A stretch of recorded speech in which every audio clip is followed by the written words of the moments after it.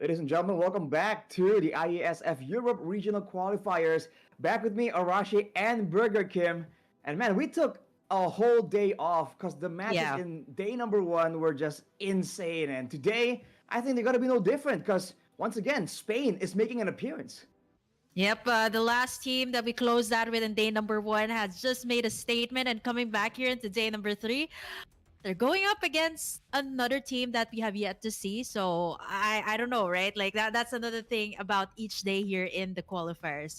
There's just a lot of things that expect the unexpected, but at the same time, like I'm looking at all of the teams that have competed so far. It seems like the European region seems to love the Roger and the Yuzong, but I think more particularly the Roger or Arashi. I mean, I've seen it in all the games that we had in day number one. I think I'm having a bit of an issue here. I can't even hear Mhm. what's Yeah, going on, man. I think that there's just too much excitement going on right here. yeah. And look at the groups. Like we said yesterday, there's going to be a bunch of groups just all participating, Yep. going for the best of the best. And a lot of unfamiliar names are in the picture right here. And that is Mhm. exactly what we're looking at, right? The crazy strats. And we've seen some of those already in the past, even from the beginning, right? So I think as the days come by, we're going to see even more crazy developments for sure. I think some of the teams that you guys have witnessed in the live stream, you guys have seen the likes of Serbia, Turkey, Ukraine, and Spain in day number one. But this is going to be the group. So if you guys haven't seen some of the teams that you're looking forward to see, they might actually just appear in the groups, or you guys have to just find out by watching the IESF live stream, by the way, which happens every the same time. So it's I believe it's like 17 o'clock standard Central European time. So be sure to be here every single time if you want to catch all of the MLBB action. I think it's important to just get in on it since the beginning because you're going to miss a lot of very exciting stuff if you come in halfway. You know, we've seen that all these teams, they really have this go-getter mindset and they're going full throttle all the way from the beginning, from the first games, first few matches. So if you catch the tail end of it, for sure you're going to be caught completely off guard, right? Especially with the fact that we're not really sure what to expect from all these new names so far. I feel like that's where it's most important to get involved all the way so that you can really see what's at stake, right? You've seen their whole journey all the way from the beginning, which will make the end of the whole combination of events a lot more exciting, a lot more intense, and man, I think especially for Spain here, there's definitely a lot of big expectations, especially because they Oh were yeah. kind of breaking records, not just Oh the yeah. record overall, but even their own records. They want to just Mhm. keep breaking it, man. I mean, all out brawl. That's what Spain's matches were, or what happened in the last live stream. But this is gonna be our schedule for today, ladies and gentlemen. It's gonna be Spain. You guys are gonna catch them again. Who knows? They might break their own record once again here today. That's gonna be our Hmm. first match in a BO3, and they're going up against France, a team that you guys haven't witnessed just yet. So you guys will have to find out, of course, in our first match, followed by Austria and Georgia. Okay, this is really funny, Arashi. I feel like I'm kind of having like this world tour because I had okay. Hmm. In the last stream, I mentioned that I've been to like Turkey and Spain, right? And in this Right. stream, I actually went to Austria as well last year. So it's What? just mind-boggling and an honor actually to be casting all of their matches as well. So I mean, it's I guess very different. Like both of us, we're from Southeast Asia, but it's a different region, different metas that we're seeing, and I seem to feel like this is a region that really leans a lot more of the dives, like a lot of the dives, a lot of team fights, which is kind of standard, especially for the growing regions of MLBB. I think for sure the dives have been very intense, but also very erratic. So it leads to a very high risk, high reward situation right here. So teams really have to try and weigh out that risk if they still want to go for those constant dives again and again. But when it comes to the countries, Kim, I think it's just unfair, man. At this point, it's easier to ask you which countries have you not been to because it seems like you've been all over the place, man. Yeah, I mean, I don't know. I just it just seems to be like oh, it just happened. And I'm like, oh, I'm casting that today. Okay, that's nice. Yeah, maybe in the next stream, I might actually have been to that country already. So yeah, you know what? It is the European regional qualifier. So if you guys, again, haven't seen the teams, or you guys missed out on some of the teams, you know, this is the best time to actually catch it here in IESF. But for now, Arashi, we're gonna take a look at the lineups here of our teams that will be going up against each other. We're gonna kickstart it off with France. We got Clem, we got Shino, Insomnia, Furky, and SRAM.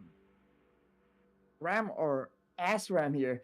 We have to see, man. SRAM. France, we haven't seen what they have, they can bring to the table just yet, but they're technically still a very big name, so definitely in the Yeah. conversation when it comes to development. Because we talked about different countries not having a lot of quote unquote MLBB experience, Mhm. but France is one of those countries where they have a very strong esports presence overall in general. And we've seen that that experience translates itself when it comes to MLBB, especially coming into a new game, having their own ecosystem, their own kind of mindset when it comes to these esports situations. I think it leads itself to a great and fast development. So I think for France, we can definitely expect a more a higher degree of experience, even though technically when it comes to MLBB, they're not really all that experienced just yet. SRAM. I actually mentioned it as SRAM because we have a player here in the Philippines, or I think he recently moved to in Malaysia, and he's Oh, actually the MPL MY champion. He's Cram. So I was like, oh, is that SRAM or SRAM? So yeah. If you guys know, do let us know in the comment section. But that was France for you. You guys have to take a look at, of course, the Spanish players as well that will be playing in today's lineup. Of course, it is still going to be the same. You got Danny, Enrico, Mark, Eduardo, and Alejandro. Remember the name because he has been mm-hmm. breaking records ever since day number one. I mean, Kim said it. It's basically her. It's the classmate roster. All the names are just Oh that yeah. familiar to Kim. But yes, they're just I don't know, man. Aggressive, I don't think does it justice. They go for those dives, they go for all the team fights. They dare to just neglect objectives in favor of just high tempo team fights again and again. And technically, that means that there's a lot of weaknesses, there's a lot of loopholes here that maybe can be used against them. But at the same time, if you're not used to this kind of pace, this kind of tempo, it is dangerous, man. They don't leave you any chance to really recover, right? Sometimes we've seen that even the death timers are just not allowed to align. There's always going to be one guy just always taken out of the equation, and that makes it very difficult to try and get some bearing into the game. So I think a lot of teams that have seen Spain play, they're going to be definitely looking to try and find ways to maybe slow down the game a bit and get more of that calculative approach where I think maybe, at least, we haven't seen Spain really do that much recently. So maybe that could be one of the winning conditions against Spain in particular.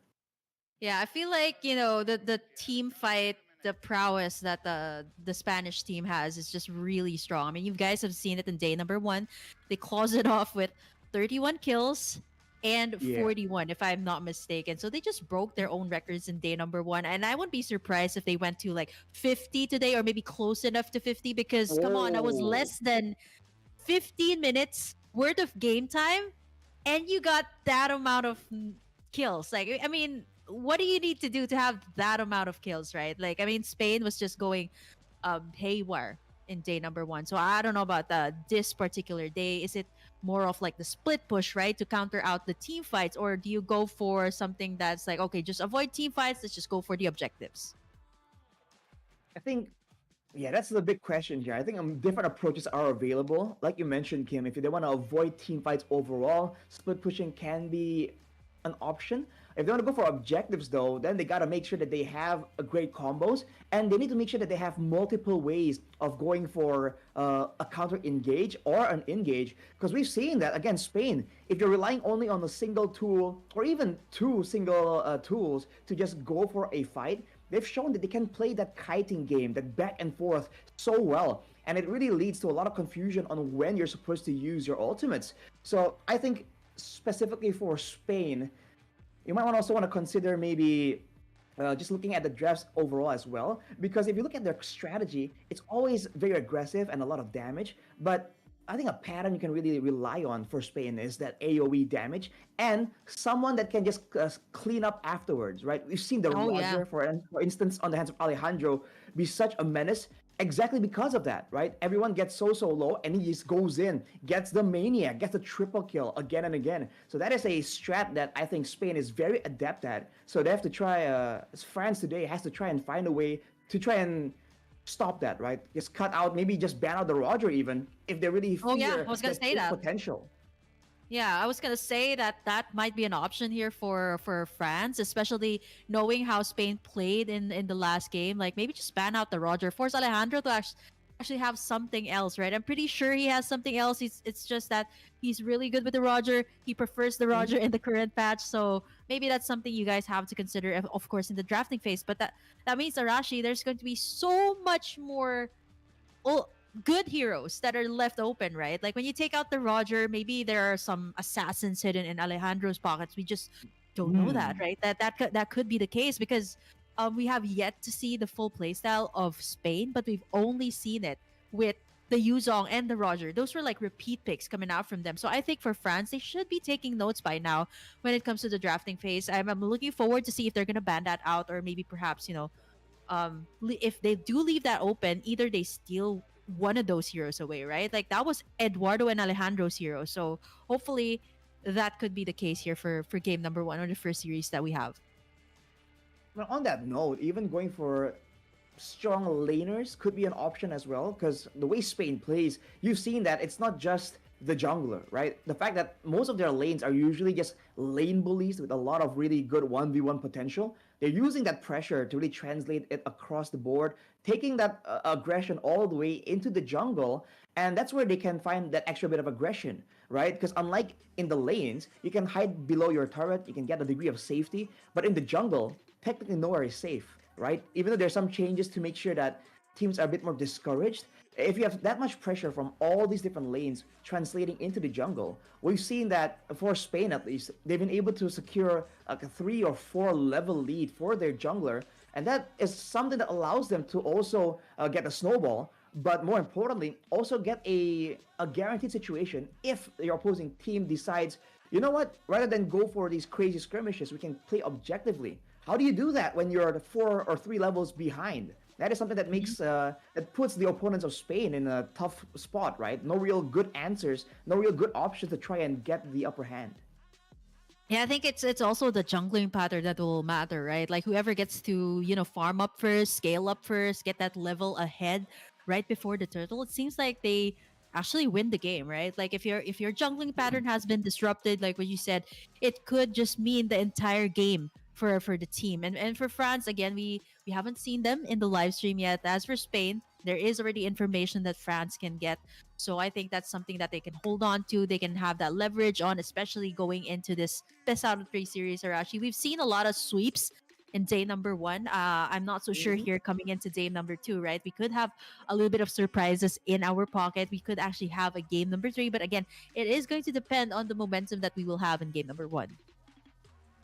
Exactly. The sweeps have been pretty massive in game number one. And it's due to just this aggressive style. I mean, we even saw teams just opt for fighters in the mid lane. For the longest time, we've seen like Tarizlas or Lapu Lapus, I believe, going into the mid lane.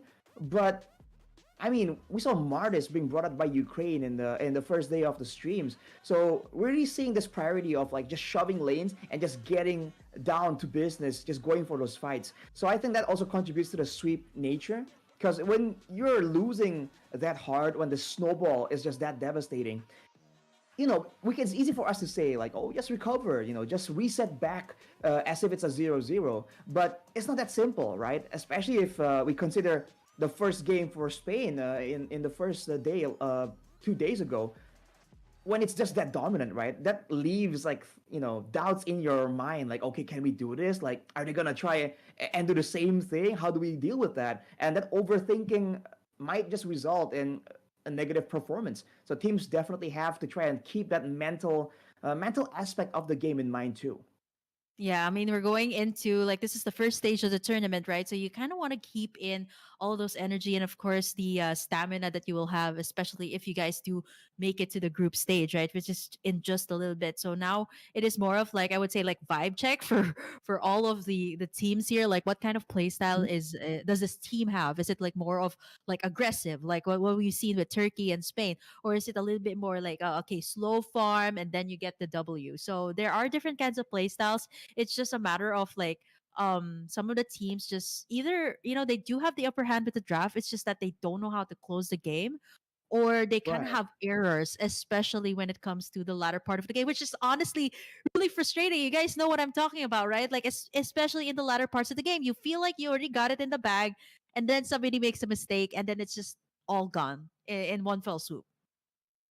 Exactly. Again, the importance of a great game plan, right? Because even if you have a very strong early game composition, if you end up dragging the game out and not being able to close the show, then that allows teams to really come back. And talking about that aggressive style, that's one of the weaknesses, right? If your opponents pick a late game composition, I mean, just for as a quick example, if they go for something like a Layla, they can get increased range and have such a strong presence in the late game, a strong safety as well with the increased range. Then even if you win really hard in the early game, if you take those crazy risks, especially in the later stages, in the base, around the Lord, that's where your opponents can really recover, get several shutdowns, and before you know it, you just lost control, and you're wondering, wow, how are we losing in all these big team fights when we've been Mhm. snowballing again and again? So without further ado, ladies and gentlemen, Spain versus France. Let's get into the drafting phase right here. Loyi and Chip finally showing up Oh, there you after go. exactly Roger as well as Roger. predicted. Chip. Yeah, I mean, yes, this is what I was thinking of. Like, France was taking notes, and when I saw it, I was like, yes, they're gonna let Alejandro finally have something else. Because come on, 2 games straight, he played this one with the hero. They even prioritized it, so it is something. A matter of comfort. It's also a matter of Alejandro being so good with this hero. I'm not so sure if they'll take out the Yuzong here, but then again, there's just so much options here when it comes to the current patch. You got the Hayabusa that is currently very OP. We got the new hero Zusin that is also Mm-hmm. open for the taking, and the Zask as well that has been doing so well lately. I think it's interesting to see that it's so similar how both those heroes kind of operate. Right? Technically, it's just slow, continuous DPS and an extra bit of survival tools and crowd control. Zaz has a stun. He has the Dominator's Descent as well for that extra bit of survivability. And for Susin, it's the same kind of idea, right? You just have continuous damage, good crowd control, displacement, and technically survivability too. So if you're trying to go for this brawl heavy style, I think it's definitely in the picture, and Spain definitely picks up on it. If they're trying to go for multiple fighters that can dive into that backline, that Suchin is going to be such a big nuisance here. Just lifting everyone, throwing them left and right, Oh yeah. and making it difficult to punish that squishy mid laner in order if they want to go and snowball from that mid lane. Oh wow! I kind of got everything on point. I was talking about the Zuchin and the Hayabusa, and they actually went ahead and take that. Oh, okay. Spain starting it out with something very bold. I do not recommend this draft because the Valentina should come up a little bit later in the draft, knowing that there's so many ways to counter out of Valentina. Just pick up heroes that don't really have good ultimates. But speaking of the good ultimates, France just does not care. It does not matter. We're just gonna pick up the Terizla and the Harriet that is also very good lately in the patch. Not as OP as the previous one, but the Terizla that is also a heavy priority because it has really good setups, which means that Spain picking up this Valentina should be, I would say, good when it comes to like the first 2 picks that France has picked up. Definitely strong laners, like we said, could be an option here. With France already showing, very solid, strong early game gold laner that can scale well as well, and the Terizla. This means Spain has to think a bit more about how they want these matchups to go, and if they really want to try and secure a winning matchup for both lanes, or if they want to try and, have a weak side Oh, technically. But wait a second, is that wait a real? minute, I feel like, is this like a I feel gold like, lane Valentina? yeah, I feel like Hmm. this was not the case, right? Like this also happened in Spain's match. in the Oh, last true. day where I think they picked up like it An flashed like armor. another hero, and then we were also confused, right? And then once it came up on the screen, it's like, oh, it's an Arlot apparently. So we'll have to kind of find out once we head into the Land of Dawn. But for now, we're gonna make do with this.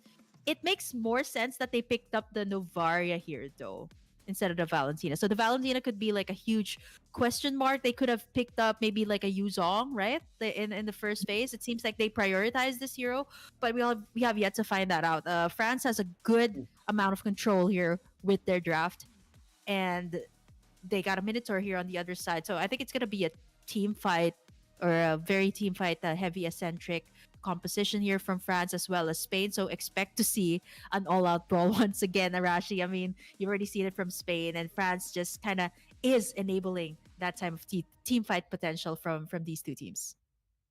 When you see the Valentina, usually it's used to kind of deter teams from picking like a Faramis generally. Yeah. But as on your point, Kim, you're talking about maybe picking heroes with negligible ultimates. For France, they just don't care, man. They're giving away potentially the penalty zone and now the Primal Wrath as well. Keep in mind, if the Valentina goes for a full damage build and has the Primal Wrath, that's a lot of DPS potential here. And to make things worse, with the Minotaur as well, even if France wants to go for something decisive when it comes to engages, then they have to contend to try and walk into that Minuan Fury and still try and burst through the whole sustain that can come from later on the Flask of the Oasis. So I think for Spain, they have great utility already, but generally Minotaur doesn't really perform well as a sole frontliner. So I'm fully expecting another either a fighter or a full-on tank to kind of assist with the damage absorption, especially again against the Edith and a Harith. It's a lot of Yep. burst damage, so they need to try and buy some time right there to ensure that even if they do get caught off guard, they can still get their spells off and at least make it a fair fight. Yeah, I'm looking at the lineup here of France too. It's a very, I would say, like a good balance of like early game with the Edith and Terizla. Then you got the late game insurance with the Harriet. So I'm looking at them possibly like, so far we've only seen the Harriet on the gold lane. So I'm assuming this is going to be the case for France, and perhaps like pick up another jungler here. Will they go for assassins? And I'm looking at the possible options here. Like it is just the Fanny, if they are good with that, or perhaps Hmm. like heroes like Hellkurt. These are the heroes that are currently shining on the patch, but Spain is just taking away a lot of these like mid lane heroes. Actually, like huge respect for the mid laner here of France. I wouldn't be surprised if they take out perhaps like a Zas. That seems to be something that's good on a Oh, mid lane. The Julian. Another good burst hero. I mean, it's a very good combination with the Edith and the Terizla if they do combine it together. So I do understand the bans coming out here, and they are also canceling out the possibility that this Julian is so flexible. You could make it go to the jungle and possibly the hmm. mid lane, but France locks in the Nolan here, which kind of confirms that this is going to be the jungler. Nolan against the Minotaur, right? Back then, the ultimate from the Nolan can really cleanse away all that the crowd control that he receives, but now it only cleanses away slows, right? So he's a lot more vulnerable right here. And against a Minotaur, you can't help but feel like it's a bit more dangerous, a bit more risky. And again, France is just doubling down on just the whole dive composition right here. So they're really not deterred by this Minotaur at all. And by all means, they have the option of going with multiple purifies to just deny the Minotaur altogether.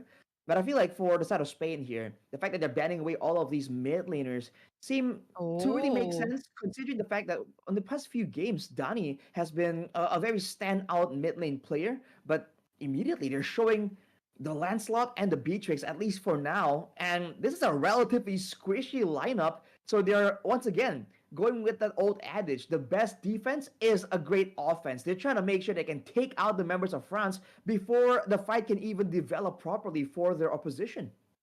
yeah. I think honestly, the Beatrix is also, with the buff that they gave her, it is a little bit better when it comes to the laning phase, because for a while we've been dealing with a lot of the Moscovs, a lot of the Harriets that have shined in the gold lane, but with the Beatrix buff, I think it is pretty much viable now in the gold lane. But looking at Spain here, I'm actually wondering if it's an R-lot first pick here for their side. They still do not need the additional setup.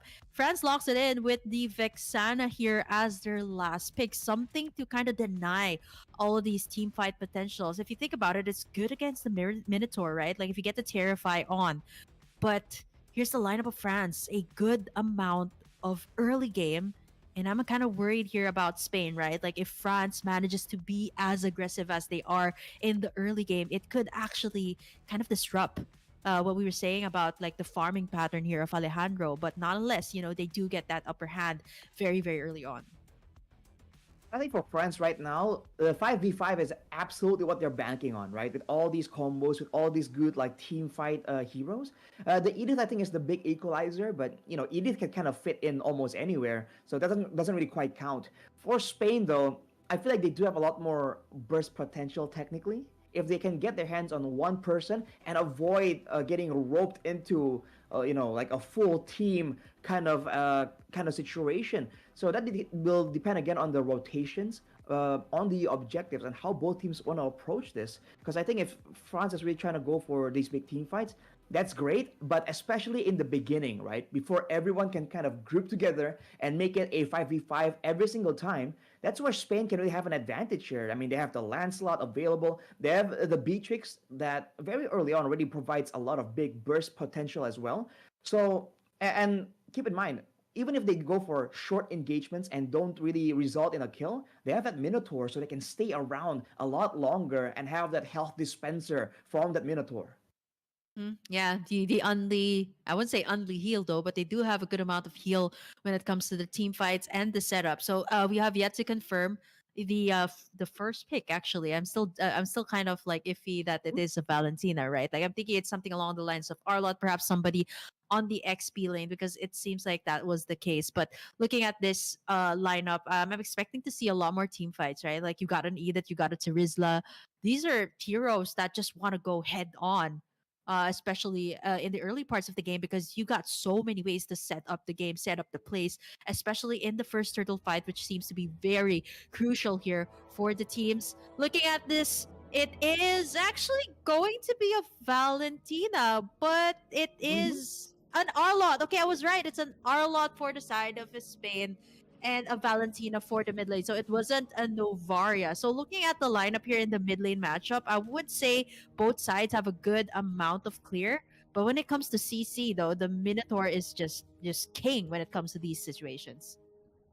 And that misbalances out their composition. I mean, we did see that in the first day, the Novaria is, that does magically transform into the Arlet in the Lanoton. But for Spain, this means that now they have a great source of defensive crowd control in the Minotaur. And if they really want to go for a big engage, Eduardo is on the case with the Arlet, with the Vengeances, with the Final Slash as well. So now they can be a bit crafty with how they want to start fights here. They can kind of feint out a lot of that crowd control. And France will have to be a bit more careful. And for both teams, the Herod is the only one with the Purify, but look at Turquoise. Yep, Turquoise is in trouble. He gets the dash in from the Lancelot, but unfortunately both of them weren't level 4. I was actually expecting that could have been the first blood, but right now, France being a little bit extra careful. We're talking about 2 assassins here that can really slice and dice when it comes to the team fights or dash in and out. But right now, I think Turquoise again is in trouble. No level 4 yet for Eduardo. He kind of dashes in right now, still evades back to safety. But this means that Spain will have a much better position when it comes to the turtle fight because they have to go back and respawn back into the base to get in some health. And Spain will have again the pick of the litter when it comes to the turtle fight. Danny even uses the flicker right there to really try and secure that kill. But now you can see that Turquoise is going to be stuck on the purple buff, but with the Nolan's clear speed, that won't be an issue. Most likely they are going to try and contest this because they do want to go for team fights after all. Yep, there's going to be Snowball there. It's going to be Turquoise stealing that turtle, and Danny is in trouble. Not so sure you have the flicker out. It is going to be the first blood drawn there by France. How unfortunate. It was actually started up by Mark with the Minoan's Fury, and then you got Snowball there with the penalty zone just in the nick of time, and Turquoise clicks in that retribution. So unfortunate for Spain right there because they really were trying to bank on the Minotaur, crowd controlling the opposing jungler to get us a guaranteed retribution. But unfortunately for them, the Minion Fury actually wasn't really up just yet, right? Marcus only just reached level 4 right there. So it was just a basic knock-up, and France did a great job timing it out. And despite the penalty zone not really landing, we saw Alejandro dodging away from it. That split-second decision to back off away kind of threw off his calculations. And look at the top side now, Turquoise. Oh no, Turquoise is gonna be able to get Enrico there as Mark was trying to find a way to set things up. He did have the flicker, but it was way too fast for Turquoise. He just dives right in and just slashes Enrico, and without the flicker, he couldn't have evaded all of that burst damage coming out from the Nolan. Now look at the levels, man. Turquoise, despite being stuck in a sticky situation earlier on, already level 7 against Alejandro, who's still level 6. The fast clear speed definitely is one of Nolan's best tools in the Land of Dawn. And you're seeing Turquoise just put it to great use, man. Just clearing very, very fast and being very active. When it comes to ganks on the lane so far, Turquoise has been around twice, picked up 2 kills, and Alejandro, the aggressive player that we were hyping up earlier on in the introductions, actually is still standing on a 0, pressured by the potential of counter-engages from France. Yeah, I see some hesitations as well here from Alejandro, right? He's not willing to go in, not unless, there's a proper setup. And it's also really difficult to go in. You got SRAM, you got Snowball here that can really counter him out. And speaking of Snowball, goes in for the penalty zone a little bit too early there. Danny has got that penalty zone here as well. Turtle's already half HP. It's going to get worked on here. Flicker in there by Mark. But look at the burst damage coming out from the backside. Turco is going to pick up the killing spree. Nice. Final slash there, but Eduardo again gonna get in front of the damage. He has no escape. Too much CC here for the side of France. A double kill picked up by Snowball and the Turtle to boot. 5 kills for France. They have gotten Spain contained so far. It's that messy fight style that we're talking about again and again, but France is actually outdoing Spain. I mean, look at what happened earlier. Mark went in with a flicker Minion Fury, and Turquoise read through it, dodges out away, dashes out, and then comes back in with the fracture to get the secure on the neutral objective. So they're getting a read here on how Spain wants to play these fights. And look at the positioning, man. They're laying a trap for Mark. And Mark gets bursted down instantly there by France. I think what's really difficult in pulling off this Valentina, right? Like, you have to have a little bit more of AoE when it comes to the magic damage. But Danny, like, the only way to be able to pull off this Valentina, right, is to get those good ultimates. But other than that, if you don't have anything picked up just yet, you only have the Arcane Shade. And the skill 1 and skill 2, actually, basically a 1-2 combo here to work with up against the Valentina as compared to the Vexana that has so much burst. You've seen it earlier, Arashi. It was just one drop of the Eternal Guard, and then boom, Spain just disappears. And here on the bottom side too, Eduardo as well, gonna try his very best to work on 2 retribution happens use, and Turquoise once again picks up the kill. 7 kills for France, and Spain has yet to answer. That's that a Sky Piercer combo, a power spike from Turquoise there, just deleting Eduardo. He was having that happy feet moment, trying to outplay, dashing around, but it really just isn't enough. And look at now, France, with the pressure, with the turrets taken out, immediately bringing that aggression into the jungle as Danny tries to make a play here with the Primal Rat available, but I think France isn't backing down here. They know they have a lead. Yeah, but it's so hard to go in, right? It's going to be Eduardo, the first one to initiate here. Clem's going to get the final slash, but there goes the retaliation from Snowball.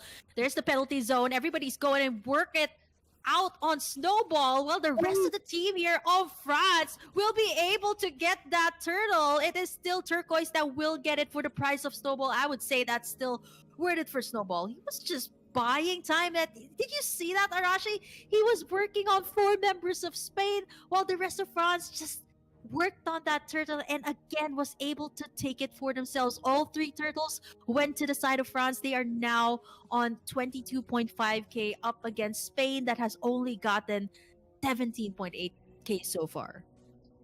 Snowball, man. That was basically a 4v5 from France, and for Snowball in particular, it's a 1v3 all day, every day. And you can see from the itemizations, he was expecting this with the Queen's Wings, but look at the top side now, Insomnia. Somia gonna get it from Enrico there. That was 4 members, a whole lot of ultimates thrown out on them just to take him down. They do get that tower on the top side, but France as well has their own answers here, mirroring their move by taking in that mid tower, which is huge. Again, look at the burst damage coming on through Eduardo and Alejandro. The two Spanish brothers taken down in an instant there with no answer at all. Like, do you see that? The amount of CC here, chain CC that France has? You got the onwards, you got Snowball here being a nuisance, and you got Clem and Turquoise to just burst everybody down. It's just so difficult to go near them.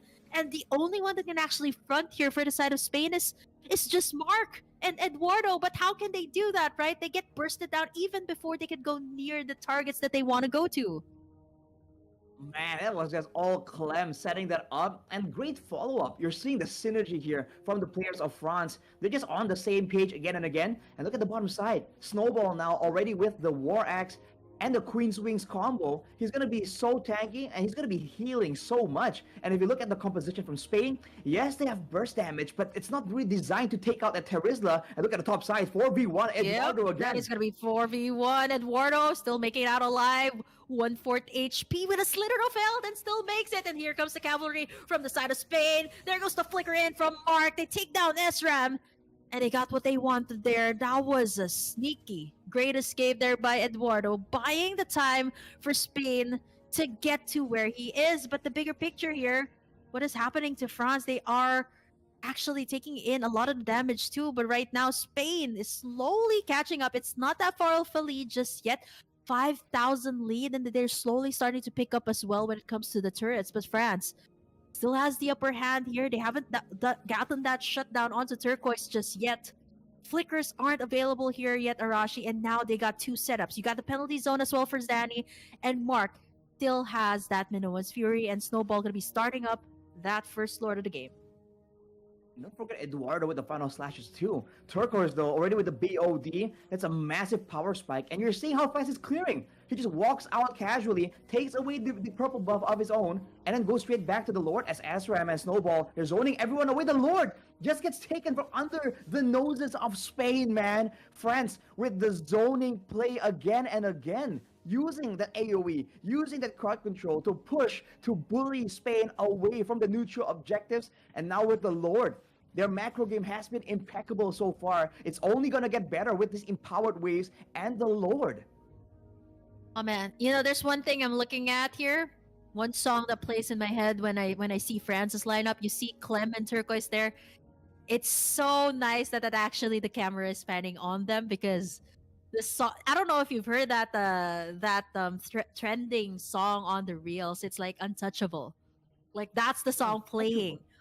Untouchable, because look at Turquoise and Clem. Nobody's able to reach them, right? Like it's always either Snowball or Sram that gets taken out here, but never Clem and Turquoise. And speaking of Snowball, there goes the penalty zone. Mark's gonna be the first one to go, and now Snowball all the way in, deep into the Spanish base here. He's still gonna go up, but gonna get punished there as the first inhibitor is gonna get taken down, or rather, the inhibitor here is gonna get taken down, but they're gonna go for the punish here. Insomnia, first one to fall, as Clem and the rest of the gang are forced to back away. Flicker in from both sides just to get out to safety, but France, they were able to get one inhibitor down bottom side, and not to mention the pick off as well. So 10 kills for France here. I would say this is surprising for me, a relatively low kill score game for Spain.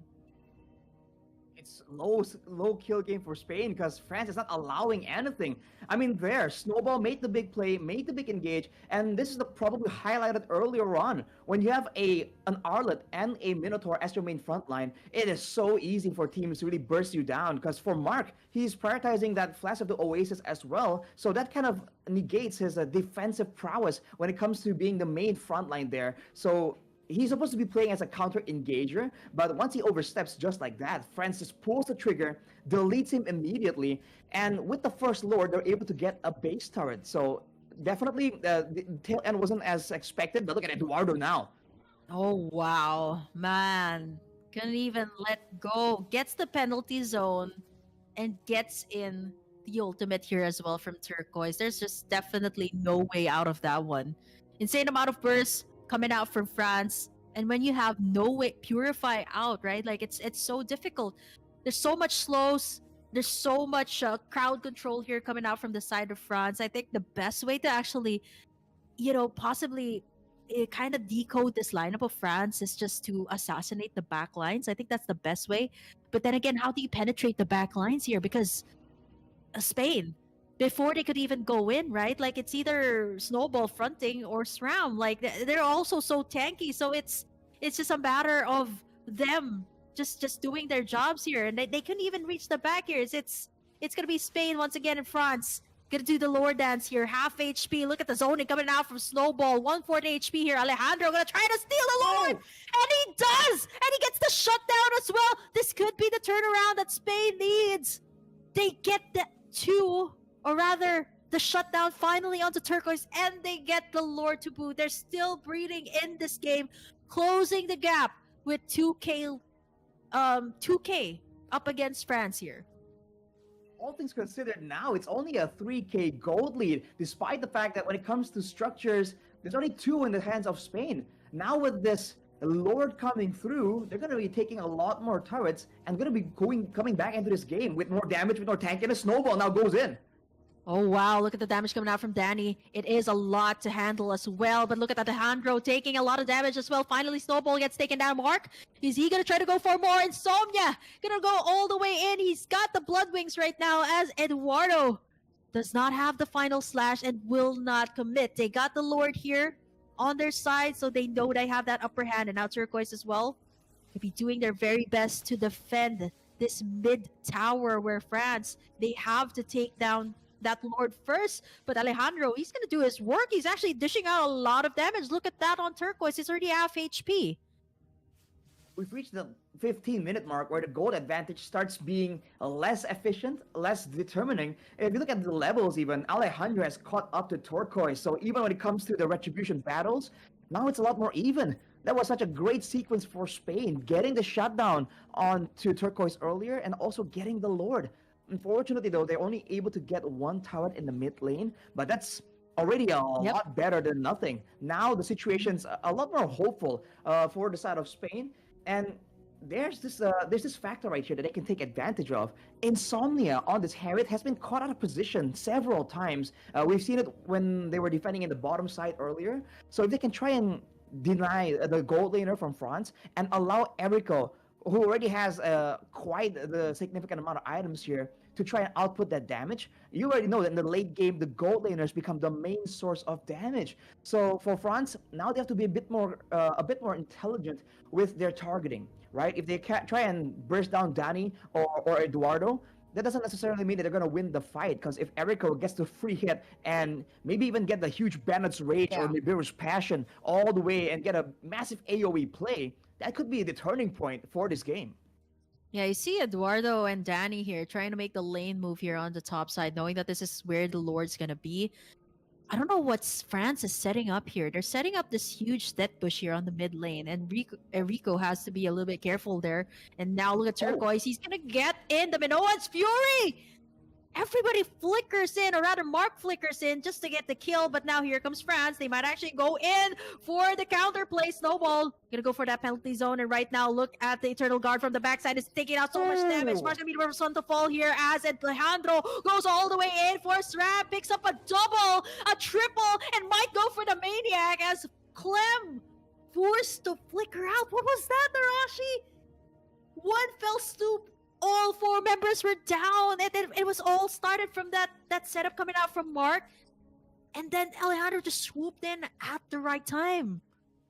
This is unfortunate for Turquoise. He used the dash stack that he had. You know, the Nolan needs those stacks to really dash out of danger, but he used them to try and go for a faster clear on the top side. Spain very intelligently read that out, and Mark made the insane play to catch him out, and with a man advantage, Spain just kept moving aggressively, but France obliged and fought them 4v5. Snowball going for the big engage, and as we just called it, Kim, we said that Erico might just have a massive moment. He just gunned down everyone there with the Bennett's Rage, Nibiru's Passion combo, while France was in a choke point.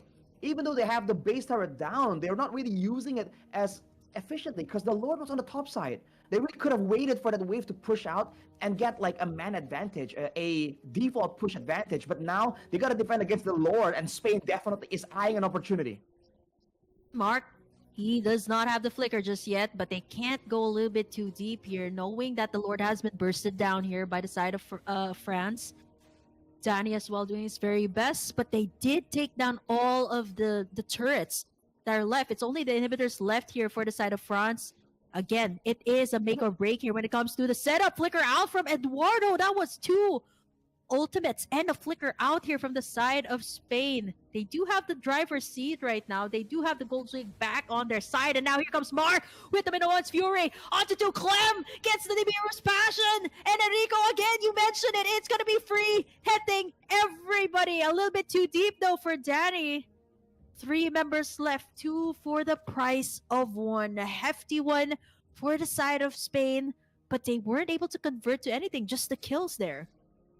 That was a bit ambitious, man. Initially, it looked really good. Mark goes in, and he basically sealed Clem's fate. He wasn't allowed to move at all, and so he couldn't flicker out of danger. But once they got that pick off, they really committed to try and get some more and potentially get the base turret to try and equalize in the macro lane push pressure. But unfortunately, in doing so, they kind of committed Mark and Danny way too deep. And Insomnia, we said that he gets caught out of position quite a bit too often in this game, but when he's under his turret like that with the Zaman Force, he can still output a very respectable amount of damage. So Spain now also needs to be a bit more careful. They have taken the lead when it comes to gold, but at 20 minutes, when the games have been this action-packed, everyone kind of has equalized in gold and level already. So it's not about that advantage any longer. It's only about the movements, the tactics, the mind games right now to see who can actually get the first move here. And if you're looking at the items, especially for Clem, he already has the Blood Wings and the Lightning Truncheon as well. So especially if he lands on the back line, it's going to be dangerous. But look at that. Wow, the Immortality has been purchased here. Mark gonna get bursted down a little bit too deep there. And again, the initiation here forms round, plus the follow-up from the side of France. That's something that Spain has to watch out for when they're all grouped up together. It's going to be really hard. Now that it's reaching the 20-minute mark, or actually, I think this is the first time somebody finally gives Spain a run for their money. It's a little bit too hard to reach the Lord right now, not unless Alejandro can have a nice way in. But with SRAM and Snowball just kind of guarding the space of the Lord, I don't think there's any way in. They're just going to let this go, let France take it, and they finally get in the second Lord of the game. Or if I'm not mistaken, that should be like the third Lord, the second enhanced Lord for their side. And man, I think we have ourselves a game. Spain still has the lead though when it comes to the gold, but then again they have to avoid making in those mistakes, right? Like Mark, he got the onwards coming out from SRAM, and then it just went down from there. Like France was able to get a much better positioning for the Lord. It's now marching on the bottom side. Arashi, what does Spain need to do here right now? Do they just need to defend, or maybe perhaps go for some pickoffs here? They really have great team fight and great AoE as well, so they can just defend this, but they have to try and make sure they ration their spells properly. Danny, though, almost gets taken out, but not just yet. Yes, he's getting the heal, and Mark gonna be the first one to fall again. The Lord is still up here, but look at the damage coming out from Danny as well, getting in the Eternal Guard for themselves. They clear out the Lord, but the members here of France are way too low. Winter Crown for Danny saves his life with a slither of felt. A lot of immortalities have been bought. Alejandro will be taken down as Enrico still unstoppable at this point. France is in the depths of the Spanish base. Can they actually end this? They got a minion there as Enrico will be forced to defend this one alongside Danny. But Snowball will still be able to pick up the killing spree. We'll be able to make it. The immortality is up. The minions are working on the base as Turquoise locks it in, and France will give Spain their first defeat for this game, but not the series. Man, what an intense game. All the way till It's a the Winions. end. Whew. Winions for sure too, but wow, we've seen such decisive ends to the game so far in the European qualifiers here for IESF.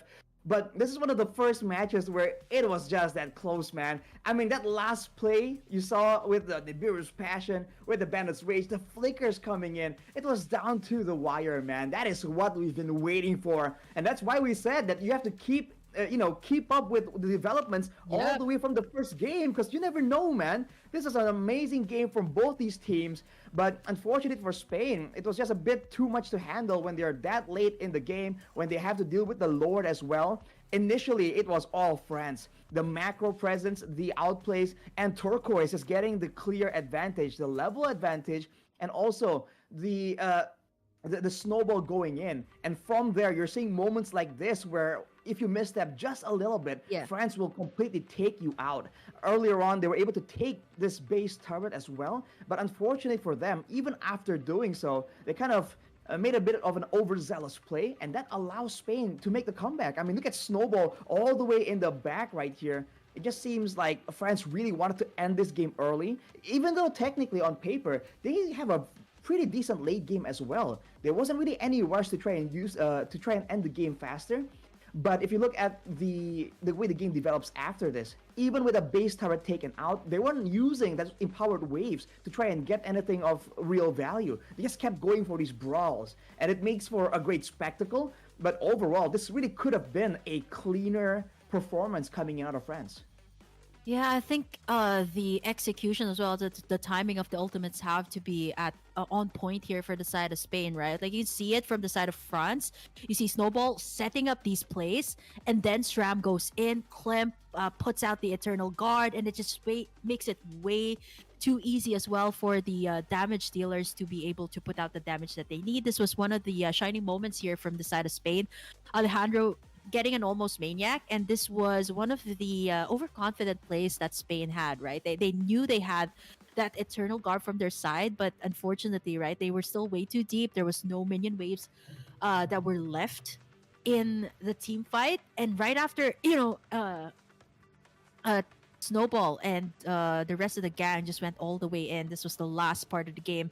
Arashi, I was at the edge of my seat, and everybody was just Oh, yeah. doing their very best to just clear out the waves. And honestly, like it was, I thought that Spain could have actually made it in this game and extend again the game to possibly longer, like 30 minutes, right? But it was just that was just it. Like Danny and Enrico were the only ones left there to defend the base. There were moments there as well where Alejandro almost got the pickup onto Insomnia, and then there was a Winter Crown play. It really was down to the wire, and I mean, this was a very respectable play coming in from Enrico. He got so low, and he was zoned away by the Eternal Guard, so he couldn't really clear out the waves for his team, and he made that last-ditch effort, the Flicker Nibiru's Passion.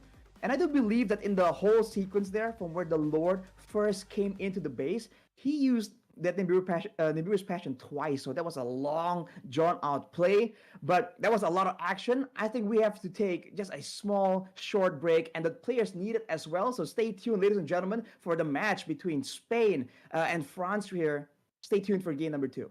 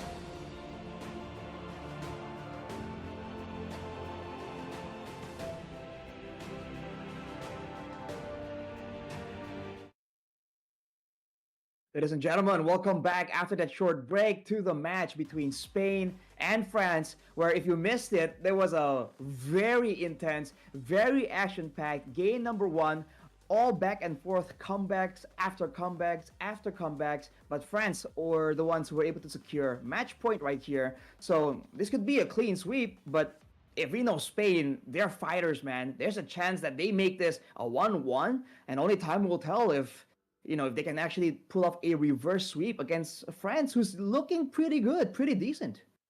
Yeah, I'm looking at the lineup here of Spain as well. I'm sure I think they did pretty well as well in their local tournaments respectively. So I think there's high hopes, especially for everybody on the live stream about about Spain, right? Like we could actually finally have our first BO3. And when I'm talking about BO3, first BO3 is we have 3 games in that series, not like a sweep. Because the first day we just got sweeps after sweeps for the first day, and Mhm. here in day number 3, I'm not so sure, right? Like with the play style or the aggression that France showed in game number 1, I just really have high hopes that this could actually be France giving Spain a run for their money. But for now, Spain just has to equal it out right now. They have to take in this next game, or else France will just take in the entire series.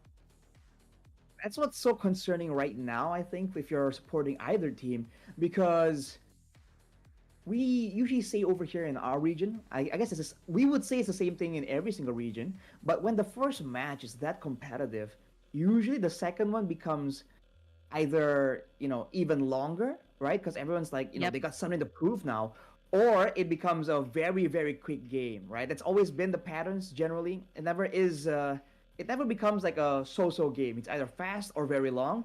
So I think for both teams, there's that concern looming in the back of their minds. We have a swap here though when it comes to the Yep. order here.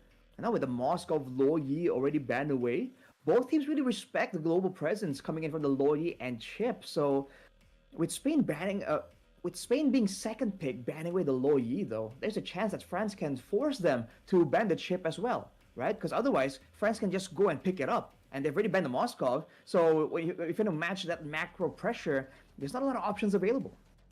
Mm-hmm. I'm looking at, oh, okay, wow, okay. Spain just does not want to have that. I mean, they've gone up against Serbia Mm. with this kind of lineup, and they pulled through. Like the Chip Loy was used by Serbia, and they managed to pull off a W in that game. So looking at France here, perhaps okay, they're not banning the Roger just yet, right? Like they banned it out in the first game, knowing that Spain loves to prioritize this hero. Either I'm thinking they might actually just steal that away. There was a heavy priority as well on the Terizla in game number 1, so that could also be something that France might pick up in the first for their first pick, right? So I think both Mhm. teams are just taking their time to perhaps like think it through on what they want to ban out last, knowing that I think for France they can pretty much ban out whatever they want because they got the first pick here. So it's a matter of Spain just respecting France here on who they don't want to go up against. And right now so far it's just the global presence of the Loy and the Chip that has been taken away. Or Spain could actually take away either the Terizla, like what I mentioned earlier, or the Edith, not unless they want to take it for themselves. Right. For France, though, I think they're really respecting Danny here. Like we said, in the first match we saw Spain perform in, Danny was the one that was very aggressive, and he was the one making a difference in the team fights.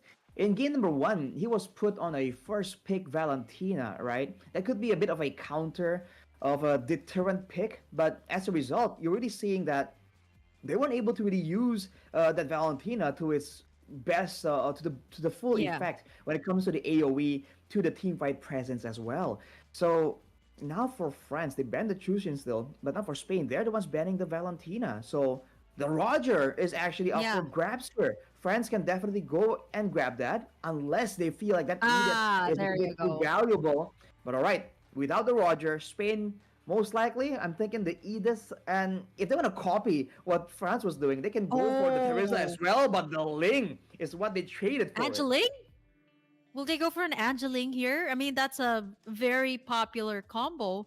And if you think about Mm-hmm. Snowball, totally. Okay, so Spain, they are taking notes, right? They are taking notes. They made some adjustments, some slight adjustments here and there, knowing that the Roger could have been picked up first. I was talking about the Angeling, and there you go. France themselves picked this up. Oh man, this is really deadly if you just snowball. Not player, but if you snowball with this kind of lineup, Arashi, it's hard, right? You got the Mhm. Angela to provide that movement speed. You got the heals as well.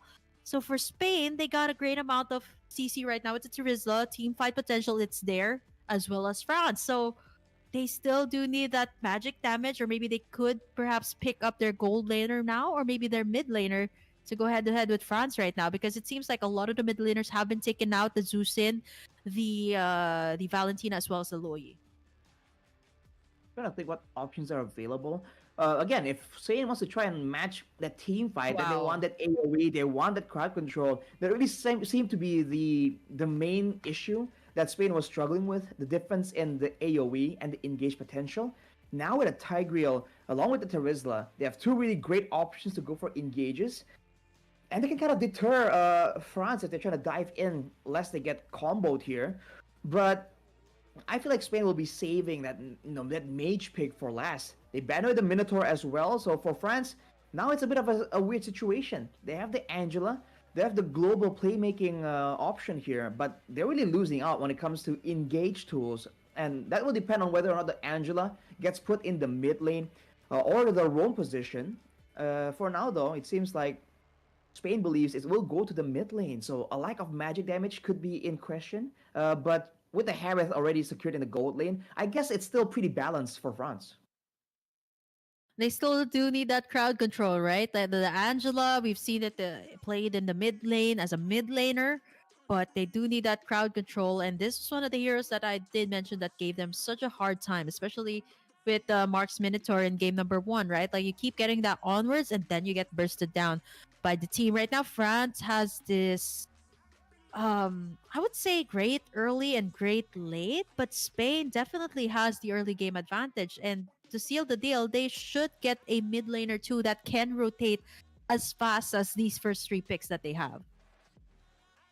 Like for France in particular now, if they really want to have that Angela be in the mid position, then they need to try and get an aggressive roamer, I would say, with good wave clear, so you can combo the Angela with that roamer to just clear the waves fast and be a nuisance for this Ling. Usually, I think the Grok comes to mind for sure, but considering the situation here, I mean, against all these crowd control tools, the Grok could be a great pick, but literally anything that can really be a problem, like maybe Hilda comes to mind as well. Anything can go in the Oh jungle yeah. and make this Link's life difficult, man. You cannot allow uh, the Link to farm, let alone a jungler like Alejandro, who shows that if you let him farm, if you let him get the gold and EXP advantage, he will be a lot more active around the game. Yeah, I think having the Hilda is a little bit too risky Oh, here, right? Like, wow. there's just so many heroes that can just have playmaking abilities. Okay, with this being said, Hmm. Arashi, I think this might be a Terizla played in the mid lane, or perhaps an Arlot. But with the recent development so far, the recent VODs that I've seen, it's mostly like the Terizla in the mid lane. But there you go. I said France needs somebody that has a playmaking ability, and there you have it. It's going to be the Ruby, and to add up to the team fight, they get themselves a Faramis. And without the Valentina in play, is there just no way to actually copy that good ultimate, right? I'm thinking of burst heroes here. Vexana, a hero that has a great amount of burst without the savior. I was also thinking of the savior, but it has been banned away. So either I'm thinking something along the lines of Lilia? Vexana. Lilia would actually be really good too up against the Faramis, right? Great wave clear. Great way to escape the team fights, but they lock Okay. in the Nathan. So again, we're not sure if this is the case, if Spain wants to go, like if they lack that CC, heavy CC in game number Ooh. one. They're just making up for it in this game. So this is the lineup here. What do you think about it so far, Arashi? I think again, I'm not gonna lie. These are all like team fights, right? You got Faramis, you got Ruby, you got Angela, and then for Spain side, you got a Tigreal, you got an Arlott and a Terizla. There's just way too much setup tools for both sides. Like it's interesting approach here from Spain, right? Usually you see a Faramis they went with two engaged tools already, the Tigreal along with the Terizla. But then they saw the Faramis and they were thinking maybe perhaps that, okay, hang on a minute. Usually against a team with so much engaged like Spain here, we've seen a lot of teams counter it by just going for a lot of purifies, maybe even three purifies on Yeah. their side. So now they just pick up an Arlet, so now there's damage in the mix, and there's another AoE card control tool that can be delayed, right? They can go with an implosion, a penalty zone, and they can let the Arlet just sit around dealing damage. And once the purifies and all the cooldowns are down, boom, final slash to really seal the deal. I think the real concern right here is the fact that they are really relying mainly on the Natan for the source Oh of yeah. damage output. And by all means, it's a great source of damage. It's a very solid, strong late game carry. But there's not a lot of big protection tools available, right? The Arlet, the Tigreal, and the Terizla technically are a bit more aggressive in nature, and they have a Ling in the picture too. So when it comes down to it, I'm concerned about whether or not they can protect the Ling in the jungle, and later on, can they The protect the Nathan. Natan long enough, right? Because if everyone Yeah. dives in before they can get ready, even if they trade the Harith or the Rogers life for the Natan, immediately that just means that they lose out.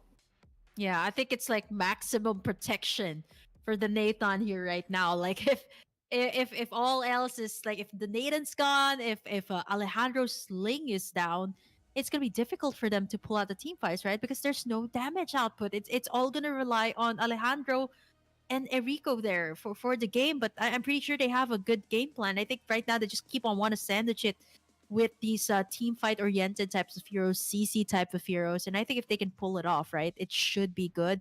But then again, if they manage to go head to head or be at par with France here, it's gonna be a little bit difficult to pull off like just two damage dealers, right? Like usually you would love to have like the gold laner and mid laner to be a damage dealer, but this time if you're playing with either a Terizla or the Arlot in the main, it's gonna be difficult to pull that off. I have to remember that later on, the Harith will build like a Starlium. He'll be doing a bit of true damage. So that'll be a problem for the Terizla that usually is a bit more, a bit tankier, right? He is that solid frontline wall. But towards that late game, against the Harith, against the Roger, there's a lot of ways to abuse the fact that the Terizla wants to go for that healing build, right? The build we've seen rising to popularity right now is that Queen's Wings with the War Axe as well. It's a lot of sustain, but if you're planning on just going in, taking damage, and then healing back up, now with the execute built into the kit of the Roger, you might be taken out before you can start healing back up. So I think there's more flexibility in the roster for France as well. If they want to try and match a split push, they have the Angela. If they want to try and go for that global presence, they can send someone else to try and duel and then make the duel a 2v1 with the hard guard as well. And even in a team fight, they have ways to really deal with all these fighters. That's the problem, right? The Rizla, the Tigreal, the Arlet, these are all fighters, the Ling as well. They all rely on mobility to try and maybe outplay in the middle of a fight. The Donor Wolf King can really throw off your calculations and your planning on how to maneuver around the team fight later on. So the Ruby pick I think is very value.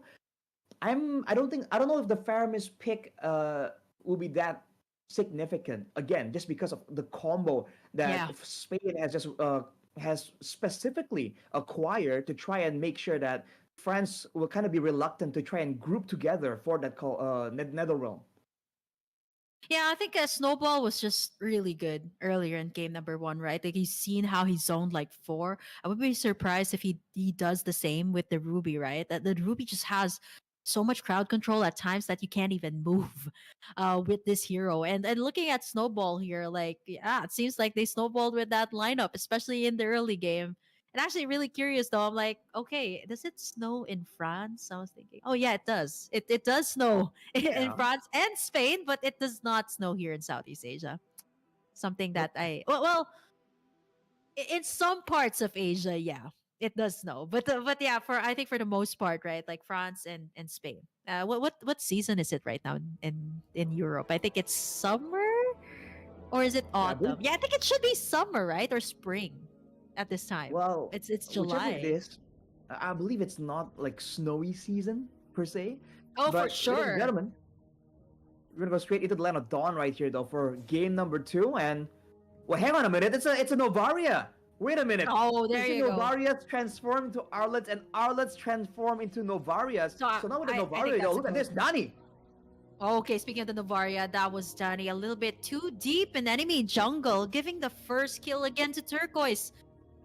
Okay, we were Wow. talking about the. Okay, so I think it is something that the team likes to do here, like make it a little bit surprising for everybody, right? Like if it's the Novaria that you see on screen, it's actually the Arlot. But if it is the Arlot that you see on screen, it's actually the Novaria. So they just switch between the two. And if you actually see the Novaria being a Novaria in the game, then well, I think that's the first time you'll get it right. But here we have France. I think this is a little bit scary, right? Like one level ahead for Turquoise. He's gotten in the first pick off, and Alejandro just waiting for that level 4, not yet available just yet. As Ooh. Mars gonna get bursted down there again. France showing that they're just way too good in these early game fights. And I'm not so sure what Danny was doing there. I think he was trying to poke up against Turquoise, but again, if you're way too deep, you don't have the flicker out, or if you do have it available, you just don't want to waste it very early on. And for France, man, they're able to actually win out in the mid lane clear against a Novaria. And those of you who play mid lane know what I'm talking about. Novaria clears the waves so fast and so reliably. Usually, the Novaria will have the advantage all the time. But look at how they're playing right here. They're rotating the mid laners to the bottom side to try and get that level 4 difference. And for Clem, that's definitely going to be a lot more impactful. Eduardo, though, gets jumped on. Yep, there's a level 4 power spike for Eduardo, so that is going to be in a lot, especially in the turtle fights. I believe that Turquoise might actually just go and rotate there. And with that being said, Eduardo has that playmaking capacity here right now, the penalty zone, right? As Alejandro can just swoop in for the Tempest of Blades. But right now, there's the hard guard onto Turquoise. Eduardo doing his very best to zone everyone away, but there is the Nether Realm as Snowball will be able to pick up the turtle for the side of France as Turquoise goes on haywire again. Alejandro forced to use the Tempest of Blades to escape all of that as France once again picks up the turtle and picks up 2 kills at that. Wow, man. Usually when teams get like a double sustained combo, hang on a minute, Insomnia goes in for Mark, but he might be a bit too deep. Won't result in a kill just yet. But France is going all aggressive, despite the fact that usually if you get a Faramis along with a healer, like a Estes or an Angela, you really lack that early game damage. But with France's strategy, they're not going for a full-on teamfight win. They're going for burst damage concentrated on one person, and with the Roger, they can do so very reliably. And look at this, pressuring, zoning Spain away from their own turrets, getting all that turret gold in the top side. Yeah, wow, that's like 3 minutes in, and they've gotten in all of the gold plating on the top side. So that means that France is going to have to put a little bit more attention as well onto the bottom side, right? They've already won that top side, especially the Harriet going up against the Nathan, and now Alejandro. Turquoise, though, is 1 kill away from a killing spree, and now Eduardo as well does not have that flicker out. But so far, France has been doing so well, despite the fact that Spain has these playmaking tools. Mark sandwich there, getting caught in between the puppet strings here of the Angela and the slows as well from the Zaman Force. 4 kills, a kill per minute here for the side of France as Spain again has yet to answer. I think they're waiting for the power spikes here from Enrico and Alejandro, but time is ticking here because the turret on the top side goes down. And man, France, again, using that hard guard as an aggressive tool is definitely the way to go, especially if they really want to try and take control of the game so far. And even in the mid lane, we've talked about this, Dani is just struggling to really be in the right place at the right time first, especially because there are a lot of ways for France to go for those pickoffs, right? The threat of instant burst damage play is a bit too much right now. And Spain, they're trying their best to really match up when it comes to the pressure, but look at this swap, man. They're sending Insomnia to the bottom side and going for the turtle, but whoa. Yeah, very early switch. That was an almost snipe steal there by Danny, but fortunately enough, Turquoise was able to click that retribution on time. 5 minutes in, I think this is enough. The last gold card or the XP card will just go to either the XP laner or the gold laner, but the switch just makes it so much more evident that France has been winning their lanes and now they want to win more. Eduardo here getting caught up in between 4 members actually right here. Danny gonna get tugged right in as Turquoise. Okay, he's able to flicker out to safety, but that's a battle spell used there by Spain. Again, the map control is on the side of France. I think for Spain, they're just trying to wait for their power spikes to come up. And now Clem, Turquoise, Tempest of Blades, used again by Ooh. Alejandro with no pickoffs at all. 4 minutes in, Arashi. I think Spain is actually way too careful here. They're just waiting for the power spikes. But Eduardo, though, penalty zone onto Insomnia, but he Ooh. does not have the hard guard yet. He can't actually make it on his own. He gets a killing spree here on the XP lane. 4K lead going to 5K for the side of France. Eduardo, I think, underestimated how strong Insomnia is, and who can blame him, right? In the early game, 2-0 earlier, but also a ton of gold from the turrets. But look at Clem here, going in, pulling Erico in, very, very low, but without a Purify, I think Clem is just playing it a bit more passively. We saw earlier a bit of maybe miscommunication, a hard guard, but pulling back. Insomnia, though, 1v3 right now goes in!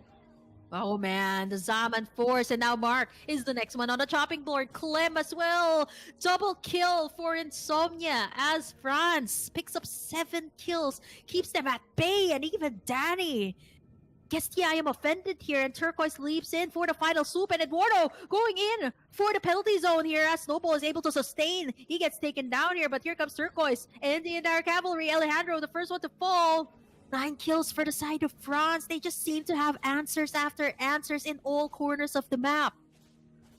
It's crazy from France right here because they're doing all this without the presence of their snowballing gold laner. Despite the fact that Insomnia generally hasn't been in these big team fights. He's 5-0, he's doing great for himself, but the team is doing well without him. They tank the turret to ensure they can get the turret, and now they take away Eduardo as well. Spain just losing tempo, getting outworked by France right here. Oh man, even the purple buff here is going to be denied from Alejandro. This is just very sad for the side of Spain, right? Like, you got this jungle camp here of Spain contained, and I think Alejandro is just doing his best to get at least like not that far of a level gap from Turquoise, but for now it's like a 2 level gap. He's going on to level 3, but for Turquoise, just keeps on going up here. And the map control as well, 3 turrets for the side of France, whereas Spain hasn't taken any as of the moment. It's just dangerous for Spain right here because their 2 main damage sources are kind of shut down. Snowball, though, 1v3 hard guard might come through. 2v3, make that a 2v3 here because you got the Angela here and makes the play. Enrico, the first one to go down, but Alejandro fights back, taking down Snowball as SRAM will be forced to go back to safety. Flickers out, but France as well has answers for themselves. Takes in a turret on the bottom side. They just don't forget these neutral objectives. Well, Spain, they do find their wins, but it is still not going to be enough, right? They have to wait for Alejandro. They have to wait for Danny, but how can that happen? Because every single time they got France, they got Insomnia, Turquoise, that has pretty much gotten in the items that they need and the early game that they needed so far. France just not letting anything go without a trade-off. If you take a kill, they'll take a turret. If you take a turret, then they'll take more kills, more turrets. They just make sure that they are winning it out at every single turn. And it's just so difficult right here because, again, even if they want to try and go for a pick-off play, there's always the threat of a Netherrealm counter-engage. And with Insomnia so strong and still with the Purify, there's not a lot of ways for them to try and maybe punish and go for something of a pick-off. And right there, they were able to take out Snowball, but they backed away from SRAM, who's alone, 1v3. Even though they saw on the map that the rest of the roster from France was on the bottom side. So Spain is definitely kind of overwhelmed here by the activity. And looking at the power spikes, the Holy Crystal coming in earlier, the fleeting time as well for SRAM, this just means that France is going to increase the pace even more. They're already approaching about 9k gold difference as of right now. With the Lord, I think the turrets are definitely gonna fall, but the problem, the main question is, what can France get along with that, right? Can they get a bit more pickoffs? Can they go for maybe force Spain to be in a bad position and cut them off from their own turrets? I think they're hesitating on the setups here because they do have the enhanced minions on their side. The pokes are real here for the side of Spain. Again, denying that red.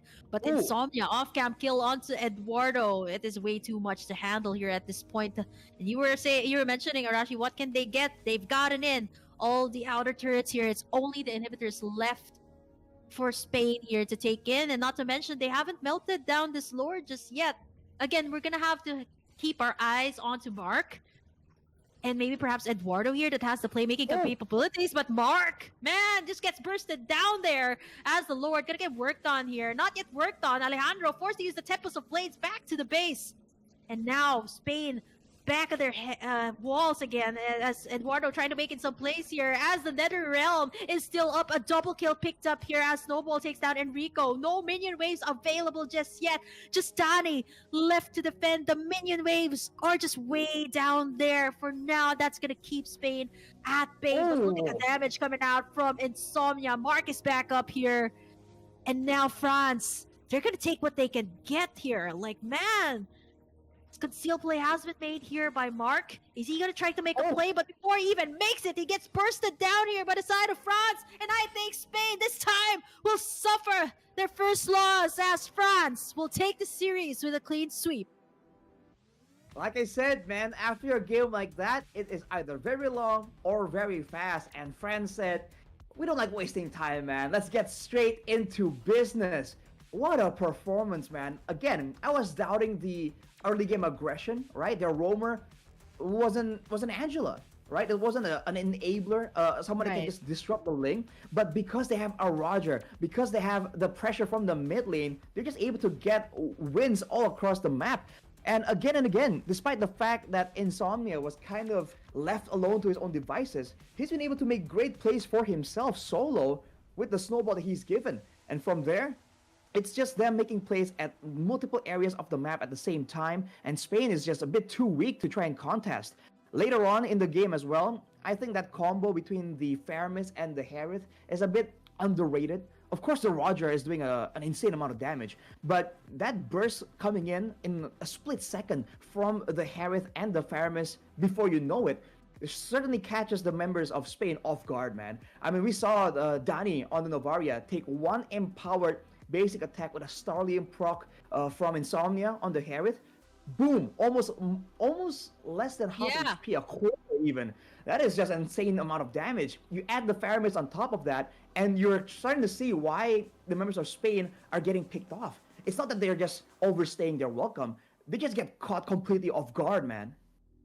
Yeah, I think what's really difficult here too is the same case as what happened in game number one. Like game number one, there was so much CC. This time, there was so much burst. So it was very difficult for the playmakers of Spain to set things up. But for now, Arashi, we are done with our first series. France and Spain. It's going to be Spain, or rather France this time, picking up the W with a 2-0, a clean sweep up against Spain. And next up, we're going to be having Austria and Georgia. So don't you guys miss out. We'll be right back after this break. Stay tuned at IESF for more MLBB action.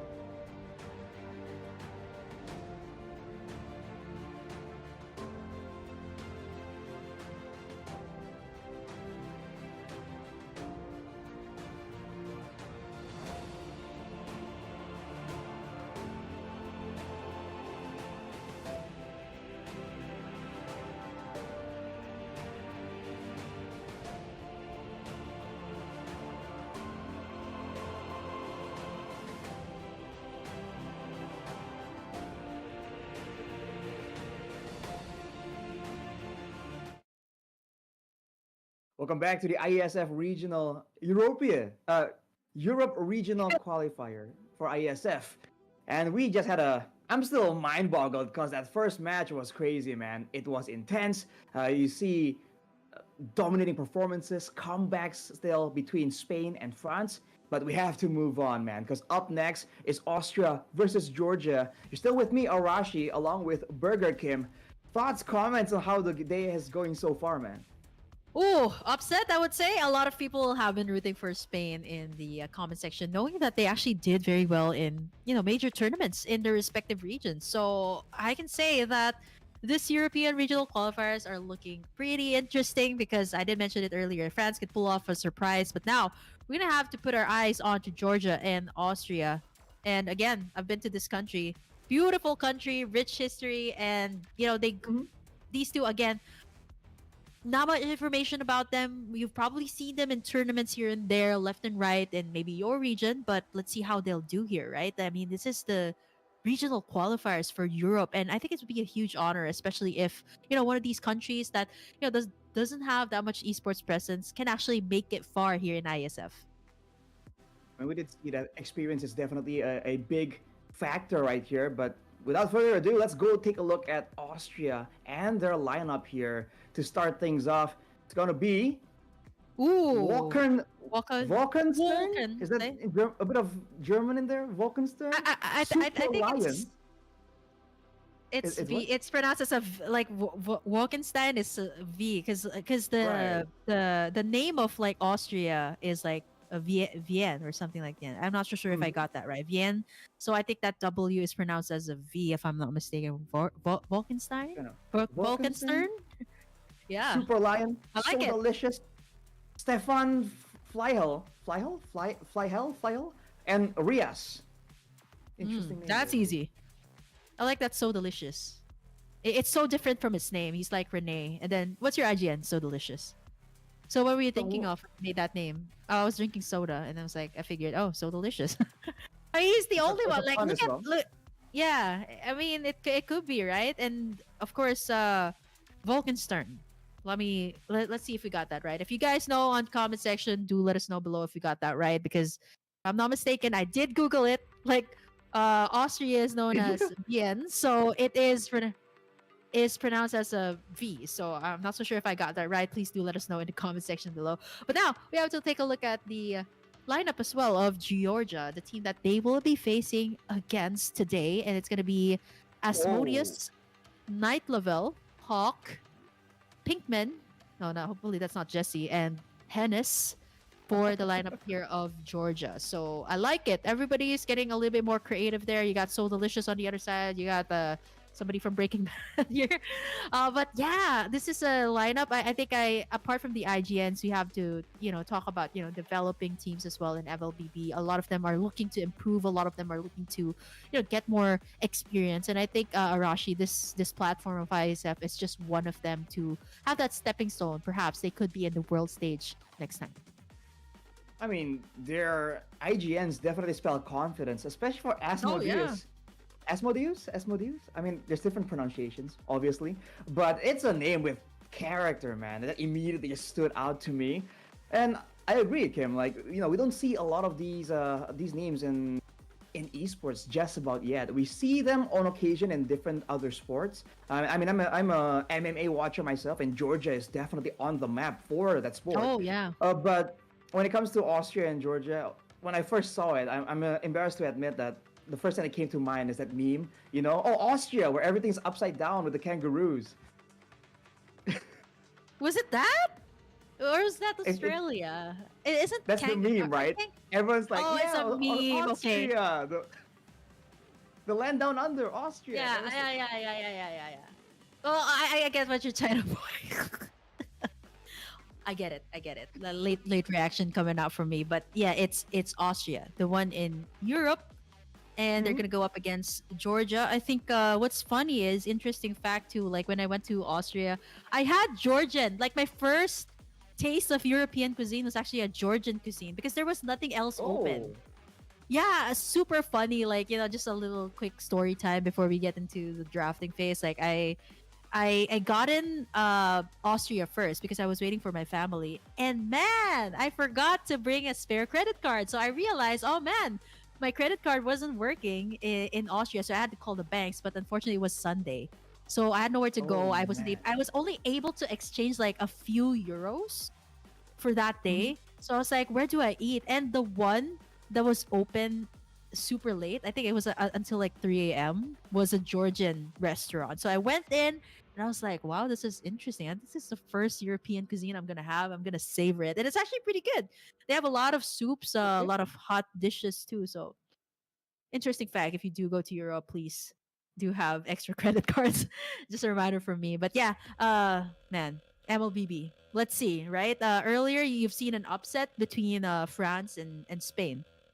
Hmm. But now we're going into Austria and Georgia again. Arashi, we haven't seen so much vods about these teams, so we're gonna have to look forward to this next one. This might actually just be their first vod, right?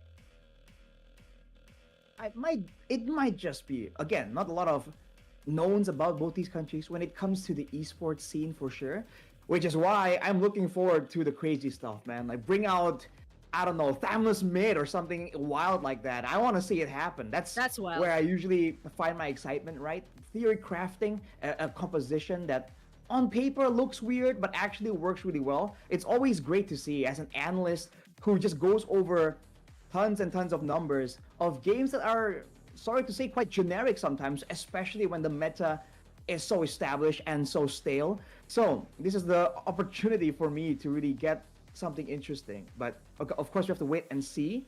And I'm looking forward to like the aggression, right? Because we've seen that when you're not sure of what to do, generally the team that is proactive, the team that is willing to just take the risk and go all out, if they can take the initiative, the momentum away from their opponents, that in itself is already a big plus. So I think that both teams definitely have, or at least should have that mindset. I don't think they're coming into this thinking, you know what, let's just chill and wait to see what we're gonna face. No, we talked about the importance of game number one, and I think we're gonna see it.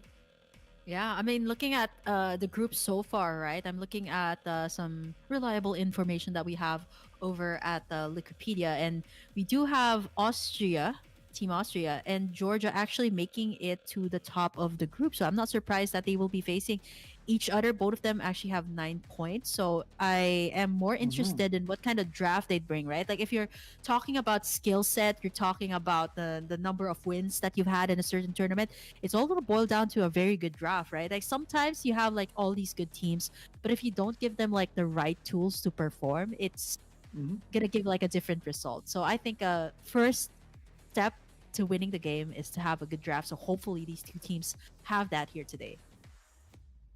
For sure. I mean, we've seen the impact of a great draft. It allows the teams to do what they want. Because I think we were able to see some games just not go as expected, right? Like, I mean, I think what was it? I think Moldova comes to mind. They had this super macro heavy style. They had three different macro tools. But again, if you don't have the right crowd control tools, if you don't have the right tools to really control the waves as well, so that you have space, you have time to rotate around and be active around the map, then macro tools kind of lose their value. And the same thing can be said about aggressive laners. It's not just about the aggressive laning. It's what you can do after you're able to get that lane dominance and then be active, right? Rotate or maybe cut the waves or even just go for kills like we saw right in the previous match between Spain and France, right? We saw Harith do well in the lane and he wasn't in a hurry to just rotate and help his team. He just sat in lane and demolished whoever was sent to try and stop him from split pushing. So a bunch of different opportunities and possibilities open up once your team actually gets what they require in the beginning, and the planning for sure becomes something that's so important.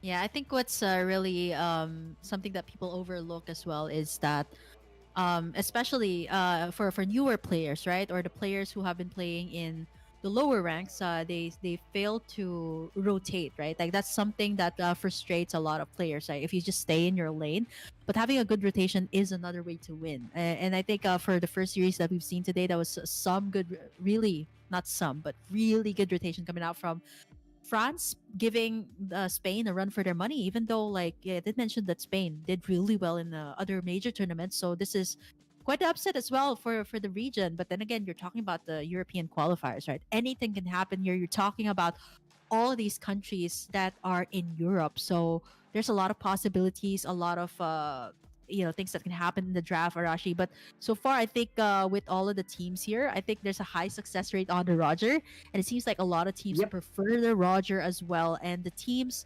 prefer the XP laner that has the playmaking capabilities. Like you see a lot of the Terizla, Ruby, and the Arlot as well to make in the plays. But I think overall, right, like there's a heavy prioritization on the Roger so far. I'm not so sure if it's going to be the same case here in this next matchup.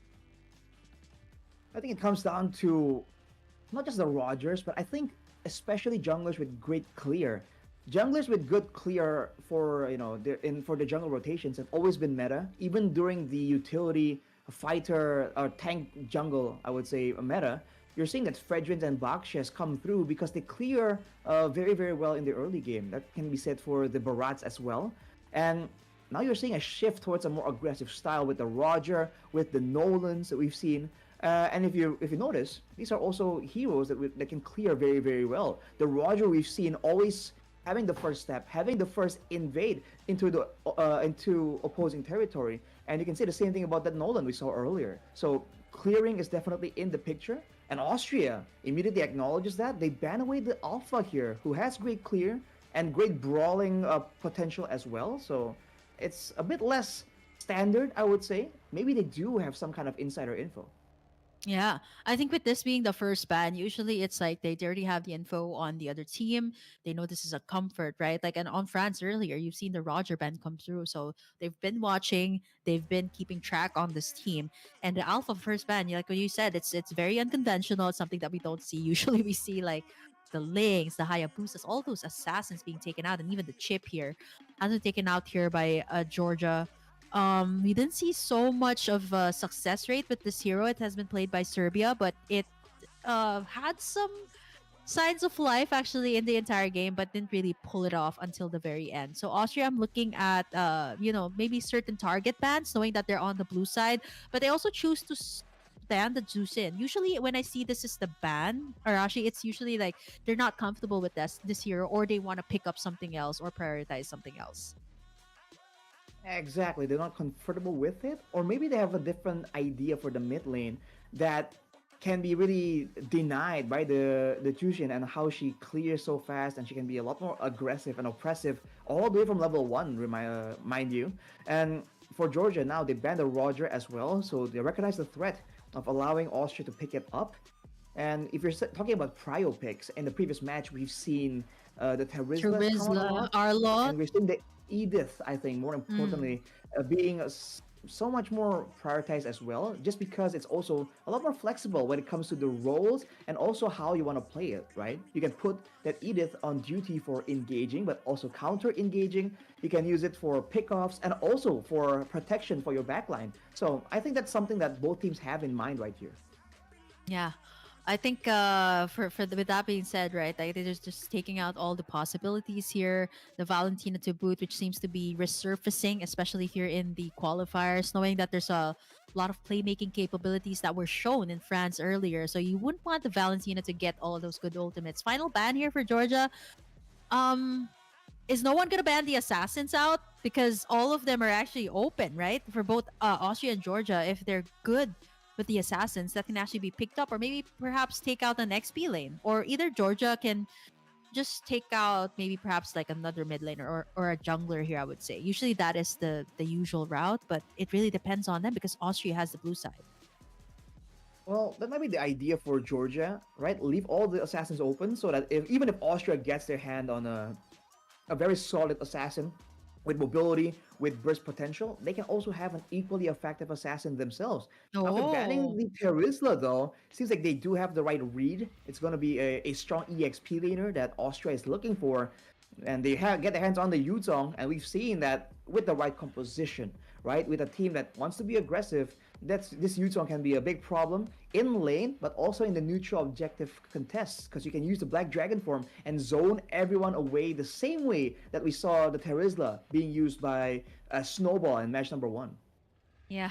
It's usually the call, right? Like, yeah, the dragon's up, we gotta back away. And it's just way too good in team fights, right? And I think for the European region so far, Arashi, I think there's a heavy prioritization on the XP lane. It's not something that I see so often in the current patch. Like I think it's more of the jungler priority, especially I think for Southeast Oh, Asia or maybe the gold lane. But wait, I was looking for this. I was looking for that Zas, and it's actually very good when it comes to the team fights. I would say it's like a Lilia.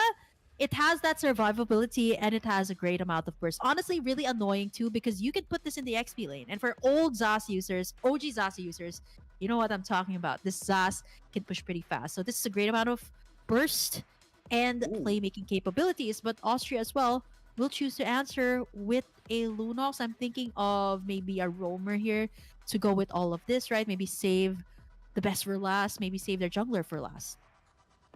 They can hide the jungler if they really want to try and go for an assassin to ensure that the jungler, doesn't really get countered too early. But no, they go for a Kaja still. So Austria right Okay. here, great zoning potential with the Black Dragon form. A great combo here to get someone with the Divine Judgment with the Kaja and then nuke him down with the Chaos Order from the Lunox. Whereas for Georgia, they seem to be having this counter mindset. They're gonna try and take that aggression and kind of counter it using the Minion Fury, using the Dominator's Descent as well to buy a bit more time. So both are equally valid as of right now. But we talked about proactiveness, and I feel like right now it's still in the hands of Austria. There's a difference between the playmakers here now for Austria and Georgia. You got a Kaja that more or less has like a single target when it comes to setups. And as for the Minotaur, it just has more AOE, so they're gonna have to rely on the Yuzong here for the playmaking capabilities. But Georgia would lock in the Lilia again. I'm not so sure if this is final. Then again, I did mention the Zaz could be utilized in the XP, so they're just taking as much magic burst and survivability at that. So these two mages are one of the two mages next to the Lunox and Kagura that can get really annoying because once they get into low HP, they just click that ultimate and they survive. It's like a different version of like a Faramis, right? The Yeah. Faramis, of course, you have the Nether Realm for everyone, but technically enough for Georgia, it's all about okay surviving the initial onslaught, having the Dominator's Descent, having the Black Shoes as well as the Minotaur that can heal people up. They can kind of protect them from huge burst dive attempts from the side of Austria. It seems that they're willing to really try and weather the storm and then outlast their opposition technically. And in their efforts to do so, they ban away the Angela right here as well. And in one fell swoop, they're also denying the global presence playmaking potential here from the side of Austria. And of course, the Angela Yuzong combo is a very deadly combo. I recall seeing it back then when the Angela is always contested. But for Austria, they're still considering that even with two really strong backliners that can output that damage, they were thinking that the jungle is definitely something a bit more aggressive, banning away that lane. Okay, so they're taking away utility here as well. So gearing up for a fact that Austria might actually, pick up something really beefy as well in the front lines. As for Austria as well, the difference in the ban pattern is they're anticipating an assassin because if you look at the lineup here of Georgia, you got two mages, perhaps two mages, maybe one fighter here.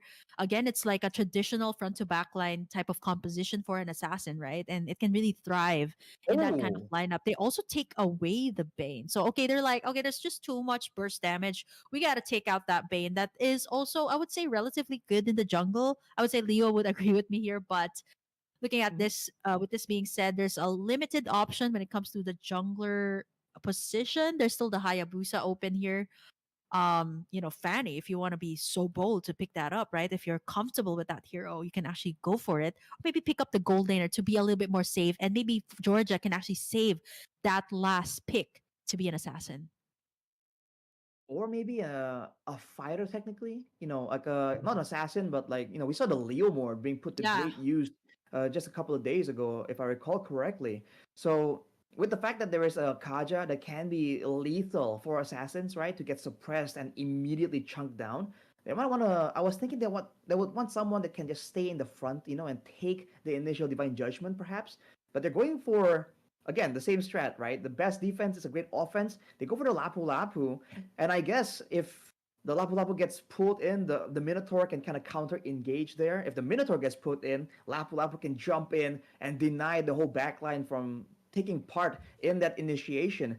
For Austria, though, they're definitely limiting the jungle here, right? The clearing speed. And you can see that Georgia really is putting a lot of emphasis in ensuring that they are saving that jungle pick for last. And considering how they're drafted right now, you would think it's utility. But even if they want to go for something like an assassin or again, a fighter, it's still Mm-hmm. a legitimate option. Oh, okay. So it seems like Austria is a little bit more comfortable with that, which makes Hmm. so much sense why the last ban was a Fredrin, a utility type of jungler. Like, I mean, that's usually the case, right? Like, are you more of an assassin? Are you more of a utility? Seems like Mhm. Austria is that type of player. But as for Georgia, what's the last pick gonna be? You got a beefy front line. You got someone who can tug you in. You got the Yuzong as well to zone out the team fights. But anti CC, okay, the Martis, Okay. great early game that can go head to head with the Akai. I'm just a little bit worried about the burst though if it gets tugged in, but I like that last pick coming out from Georgia too. You got some great follow up from the backside, and you got some CC. So I think we're ready for some team fight once again. It's a great option if they really want to try and burst someone down, right? And especially if they want to play for that early game. They have a Lilia to really guarantee that the mid lane will be shoved in their favor. And they have a strong jungler that can clear fast, that can gank earlier, and technically a great bit of utility as well. I think if they carry to the late game, there is a bit more risk there, especially if they want to play around the neutral objectives. But if they are planning on just really grabbing the game by its neck and just taking control from the early game, I feel like there is definitely good potential here because technically a lot of the heroes on the side of uh, on the right side there earlier, they can really go in and not really commit too much, right? Even Zask right now, you can just very easily drop in the Domineer's Descent and then Yeah, step yeah. out. And that's already a Mhm. lot of impact. Okay, so all right, it's a gold lane Zask. Okay, talk about flexibility, right? Like the Zask was. I did mention it could be the XP lane, but I did not expect this to come through. So we're going back to the mage gold lane here. So I guess up against the Harriet, I would say it has a lot more poking capabilities when it comes to the laning phase. If you can really bully out Stefan here, I think it should be good, right? Like you can win your lane. Well, there's going to be great poke potential, but for Hennies, he can really just play it a lot safer technically on the Zask. But like we were talking about earlier, the mid lane definitely will favor the side of Georgia. But they have to be careful because the Lunox is deceptively strong in the earlier levels. Once they get to level 4, though, I think it's going to be a whole different story. As the Vita here gets chunked down quite early on, probably will be forced to recall. And for now, at least, Austria isn't really winning in the shove game, but both teams are relatively stagnant, right? No big movements here coming in from the mid laners or the roamers. They're just clearing that mid as early as possible, possibly rotating later on for the quick level 4 at the EXP lane. Super Lions a level ahead up against Asmodeus. So I think when it comes to the team fight, I think Asmodeus should be able to get that level 4. There you go. Super Lions was just one level ahead. So I was talking about the pokes here, and definitely the Zask has it. Level 4 is already available for both of the junglers, but I think okay, so I thought they were gonna go for that gold lane gank, but they just went in for the jungle creeps instead. First turtle is gonna be up here, Arashi for both sides to pick up.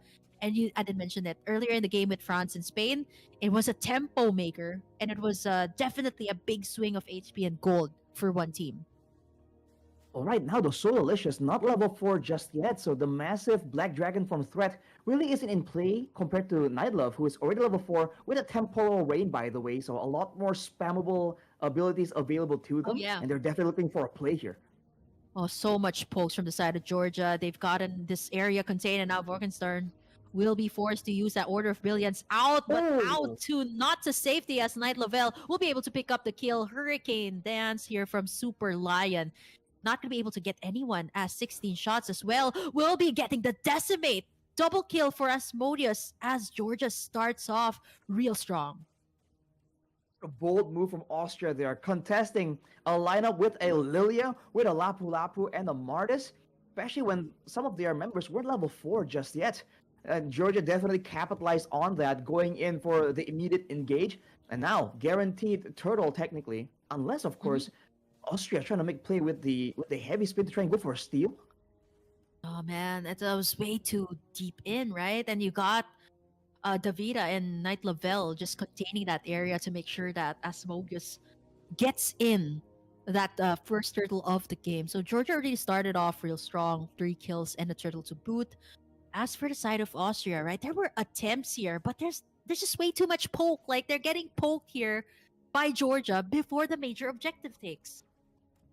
And again, they have to be careful about the levels and the positioning. If they're not really all in place, all Austria really requires some kind of pick-off play, right, with the divine judgment. Whereas for Georgia, they have no need for that at all. And on top of that, the way this plays out in a big 5v5 is that Gio, or Rias in the roster earlier, man of culture, I think, him and Hennies, they can just stay in the front, put down the Nightmare Spawn, or just poke down with the Angry Glooms, and just wait for that, right? And if there's any kind of punish attempt from Austria, that's where the Minotaur comes in. So they can just use that to try and get an advantage. And look at Stefan. Oh, Stefan will be forced to use that Zaman Force as Asmodeus will be picking up that killing spree. You see how the Dominator's descent just kind of blows everybody away, right? Everybody backs away from the burst damage, but Knight Lavelle, though, in the bottom side is going to get ganked by 2. Not be able to survive that one, as they do have some more breathing space here in the XP lane, but this top side, though, it is not getting any breathing room at all. They even cleared out some of the gold cards here, Ooh. so that's going to be a little bit of a problem here for Stefan. They even cleared and took out the mid turret as well. And that's another hidden benefit from the draft of Georgia. They can just go in and use the Nightmare Respawn to tank some of the turret hits, which allows them to actually take turrets faster because the minions kind of stay around for a bit longer. Combine that with the attack speed coming in from the Martis, you have a turret destroying machine. But look at this, already a pickup attempt from 16 shots, but he's not landing any of those shots as Davida comes in. Yep, Davida's gonna try to go in for the pokes, the knockups, but he's not gonna commit just yet. He knows that the bigger picture is gonna be here, and there goes the Minoan's Fury. Vulcanstar forced to put up the Order of Brilliance, but Knight Lavelle will be there to do the cleanup work. Double kill for him as Asmodeus picks up the triple, or rather the mega kill there. 7 kills for the side of Georgia. They're not even gonna go straight for the turtle. They actually wanted more, but hold that thought. They're gonna go straight there. 5 minutes in for Georgia. They're just unstoppable at this point. Even the side lanes are contained in the mid lane. That is huge for them, which is why it is so much more easier for Georgia to take in these neutral objectives because of that mid tower takedown. The fact that they were able to get the turret in exchange, but it's equalized by the side of Georgia. Again, not a lot of big wasted movements right here. And Asmodeus on that Martis is just having a field day, man. Always going in later on after all the targets are kind of softened up by all the poke damage. This is that advantage, and it's technically the same style as playing the Roger, right? Let your team kind of chunk everyone down and then chase down for the win.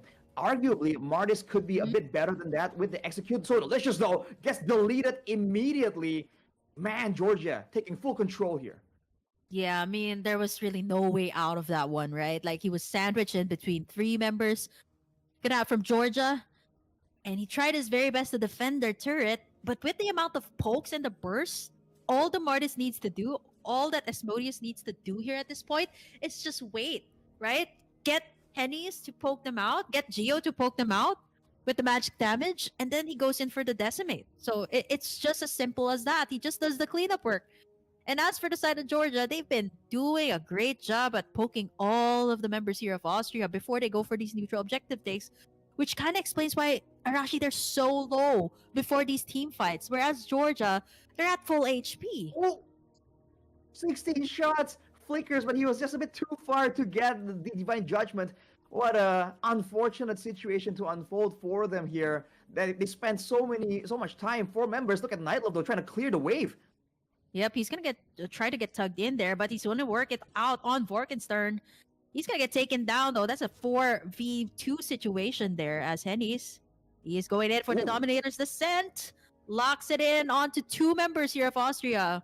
Forced to back away, but like what I mentioned, just too much poke damage. And while all of that being said, Geo has been working on the top side as well. The turtle is still up. That's how early this game is, Arashi. The turtle is still up in the Land of Dawn.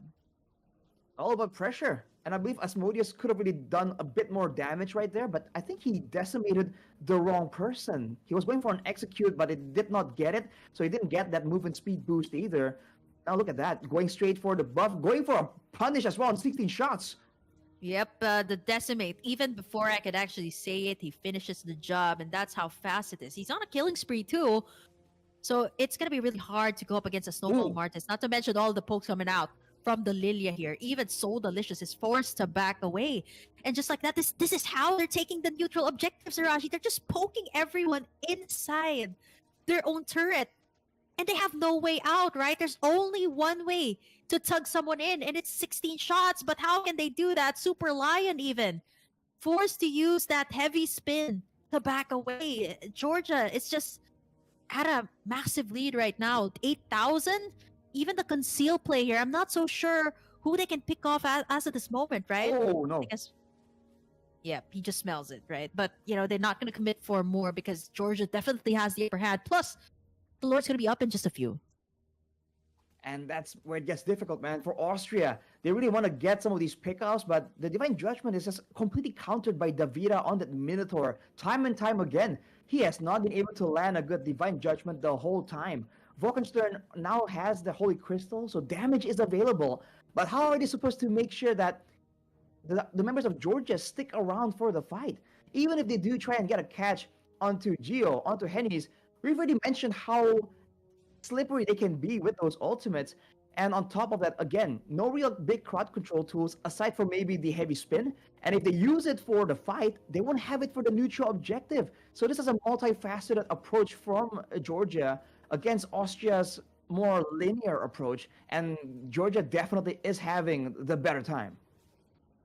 Honestly, I'm looking at the Kaja pick here. I think it was definitely made for Henny's or Geo. But other than that, right? Like, who else are you going to pick off? When it comes to the team fights, it is the Minotaur that reigns supreme here. You just get in that Minoan's Fury, you set up like at least 5 members. Even the heavy spend can't do anything. 16 shots though, he gets a tuck in onto Davida. He's gonna get taken down here by Stefan. And now the chaos still ensues as Lavelle, Super Lion, gonna get the decimate. Stefan as well. Next one on the chopping board, forced to flicker out to safety. Vorkenstern as well, super low. But you know what? Asmodeus is not done. He picks up a double. Not enough time for Vorkenstern. But it is a 4-man down for the side of Austria as Georgia once again wins the team fights. That was as good of a fight as Austria can ask for, right? They get the Divine Judgment finally, decisively, onto the Minotaur. And we talked about the weakness of the Minotaur being the main front line. He's susceptible to getting bursted down. He got taken out in that fight even before he could pull off the Minion Fury. And even then, afterwards, Austria just did not have enough damage to go blow for blow with Georgia, and that allows Asmodeus, allows Geo and Henny's to just go to town and do a lot of damage. And I think you have to give a bit of an underrated shout out to Night Love as well. He just dove in the back, and despite having the aggressive itemization, he's doing a great job calculating the damage and the healing he's gonna receive from it, that he's able to survive with a sliver of HP again and again right here, and that just throws the calculations of Austria out the window. Now they're going to be defending against this Lord. And again, they're just waiting for a moment. And they have to really rely on the Divine Judgment. And you have to wonder how and who are they going to try and get, especially with the Lord serving as like an additional member for the side of Georgia. Well, speaking of the additional member too, Davida just got in the Winter Crown, knowing he's going to be the first one bursted down, right? He's the front line here. He has the flicker in too. And speaking of Davida, there goes the Minoan's Fury and the Winter Crown! Just as he bought it, it's enough time. But will the members here of Georgia just go for it? They still have the Lord to boot here. The Dominator's Descent is up as Stefan is going to be the next one to fall. There goes the Black Dragon form, but Asmodeus is still unstoppable at this point. They don't really care. They're going to lock in the base. They're doing their very best to defend here for Austria, but it's over. Georgia will take in this first game. Yes, a brute force approach by Georgia. Man, we said it. It's gonna be an early game approach for sure. They are not planning on taking that game anywhere close to that late game, man. They took full control. They abused the Martyrs pick, and from the drafts, they were just set up for victory from the beginning. If they were able to actually, even if Austria were able to get some kind of value in those plays, it will be because Georgia made a misplay, man. Because if everything goes how it quote unquote should be, Georgia just have all the cards stacked in their favor. And look at this. All the way from the early game, the call initially to go for this fight, despite the fact that not everyone was in position, not everyone from the side of Austria is ready to try and commit to this fight, this allowed Georgia to get the ball rolling, to try and get that snowball, and the crowd control difference definitely shows. Things that the Martis loves is when everybody is low. You can just go in for the decimate here, and that is exactly what Asmodeus is doing, right? With the amount of pokes that they have with the Lilia and the Zaz, it's just way too good. They also got the front line. This was a time where Davida was the first one taken in, and props as well to Knight Lavelle, like what you mentioned, right? He just dove right in on the backside. It does not matter who he's taken in, right? Building up an aggressive lineup, you're gonna be kind of wary when it comes to all of these like dive-ins that you do. But Knight Lavelle is just it's just that confident to dive in on the backlines. It does not matter. He knows that he has the right follow-up.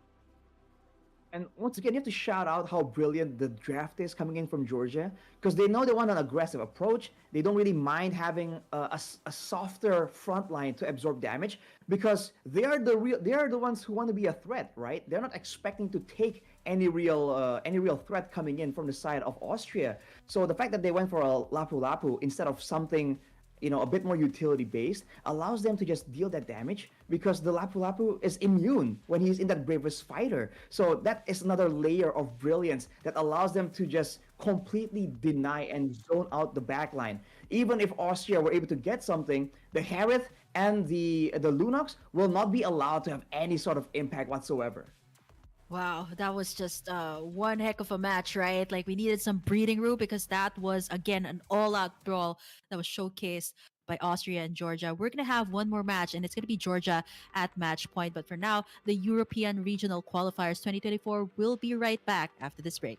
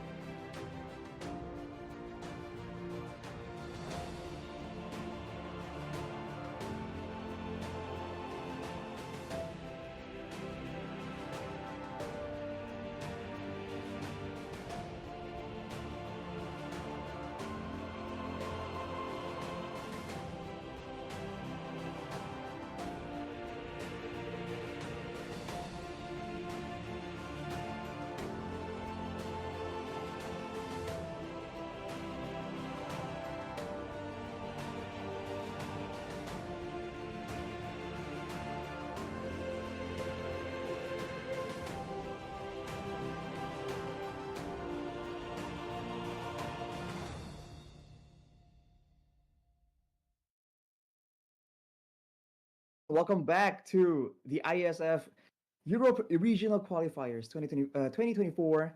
We are back with this very exciting match between Austria and Georgia. And, we thought that it was interesting in match number one between Spain and France earlier. Now, in match number two, we thought it was going to be a bit more even, a bit more back and forth. But Georgia Mhm. just seems to have such a much better grasp at the drafts, at the at planning out how they want to try and get an edge, how they want to use that edge to eventually work their way to a very swift victory. Because we saw their drafts and it all made sense. It all kind of worked well with each other to allow for that very dominating style, man. They denied anything that Austria could possibly want to do against them. I also felt like the Kaja was way too early for that draft. Not even Agreed. early. I don't think it should be in that draft. I get that they were anticipating, right? Anticipating perhaps like an assassin that they need to kind of tug Mhm. in, or maybe even yeah, yeah, get in rather, and then burst him down. Right. That's what the Kaja does, but it didn't happen, right? They went with the Martis, and it was just a total deny of the Kaja. There was an attempt on taking down the Vita, but what are you gonna do after taking down the Minotaur? You've been poked so much by the mages, and then Asmodeus just goes in for the final kick, and it's over. I think you have to also mention that in the drafts, we saw the Zask very early on, and that might have really thrown off Austria, right? They might be thinking like, mage, mid lane, right? Yeah. Why would we expect otherwise? Or maybe they really should have. But they saw that Zask, they thought that, okay, we have okay bearing, the 2v2 with the roamers in the mid lane. Seems kind of okay, right? Lunox against Zask, not too bad. Kaja Minotaur, okay. But then out of nowhere, they pull out that Lilia and they swapped over that Zax to the gold lane.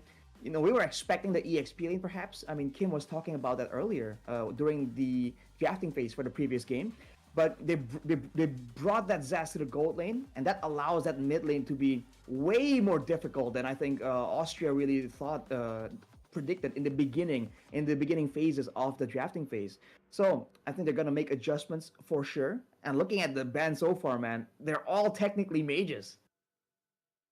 The mid lane and roam seems to be the focus here of Georgia. I mean, they can definitely do this because they're on the blue side. So I think they're forcing Austria to ban away all of these OP heroes when it comes to the patch, whether it be assassins, whether it be mid laners like the Valentina. Again, a staple ban here for this matchup. And I think it's good to be taking this out, right? Especially if you want like good playmaking abilities like the Minotaur earlier. We've seen also like the Terizla, right? And having the Valentina can be such a pain to have in the composition, especially when you got those good ultimates and it can be used against you. So, looking at this so far, it seems to be a heavy hit on the mid laners here. I'm thinking the only ones open are perhaps like, Savior, the Lilia, the Vexana that is still pretty much good in the matchup. But Georgia is also taking away the Fredon here, which seems to be something that Austria is comfortable with. Fredrin out of nowhere. I mean, part of Austria's plan, I mean, part of their downfall rather in game number one is the fact that they couldn't really get a lot of engagements, right? Because they're relying so heavily on the divine judgment. So having a Fredrin maybe can at least threaten a bit of an engage while still relatively maintaining some kind of healthy healthy amount of card control available in case the counter engage do come. And technically, the Fredrin can also be a great solution against the poke damage that is brought out earlier. Oh yeah. So again, you can get poked down, you can kind of regen it back up. But for Austria, they're not letting go of that Roger, which is definitely a wise Mhm. move. But this means that the Edith is available, but the chip Oh, comes it's through. The also Loyi available. still is though. Yes. So they can answer it out here with Austria. Either they get the Loyi to have that global presence as well, to have that, only gank as they would say, or have that map presence with that, but they still go for Ooh. something else this time. Okay, they get the Lilia here. They understand that this is a great early game, great way to poke, great survivability as well. So they pick it up for themselves. I'm thinking, will Austria go for like something like a Terizla, right? Like this has been what we were talking about even off cam.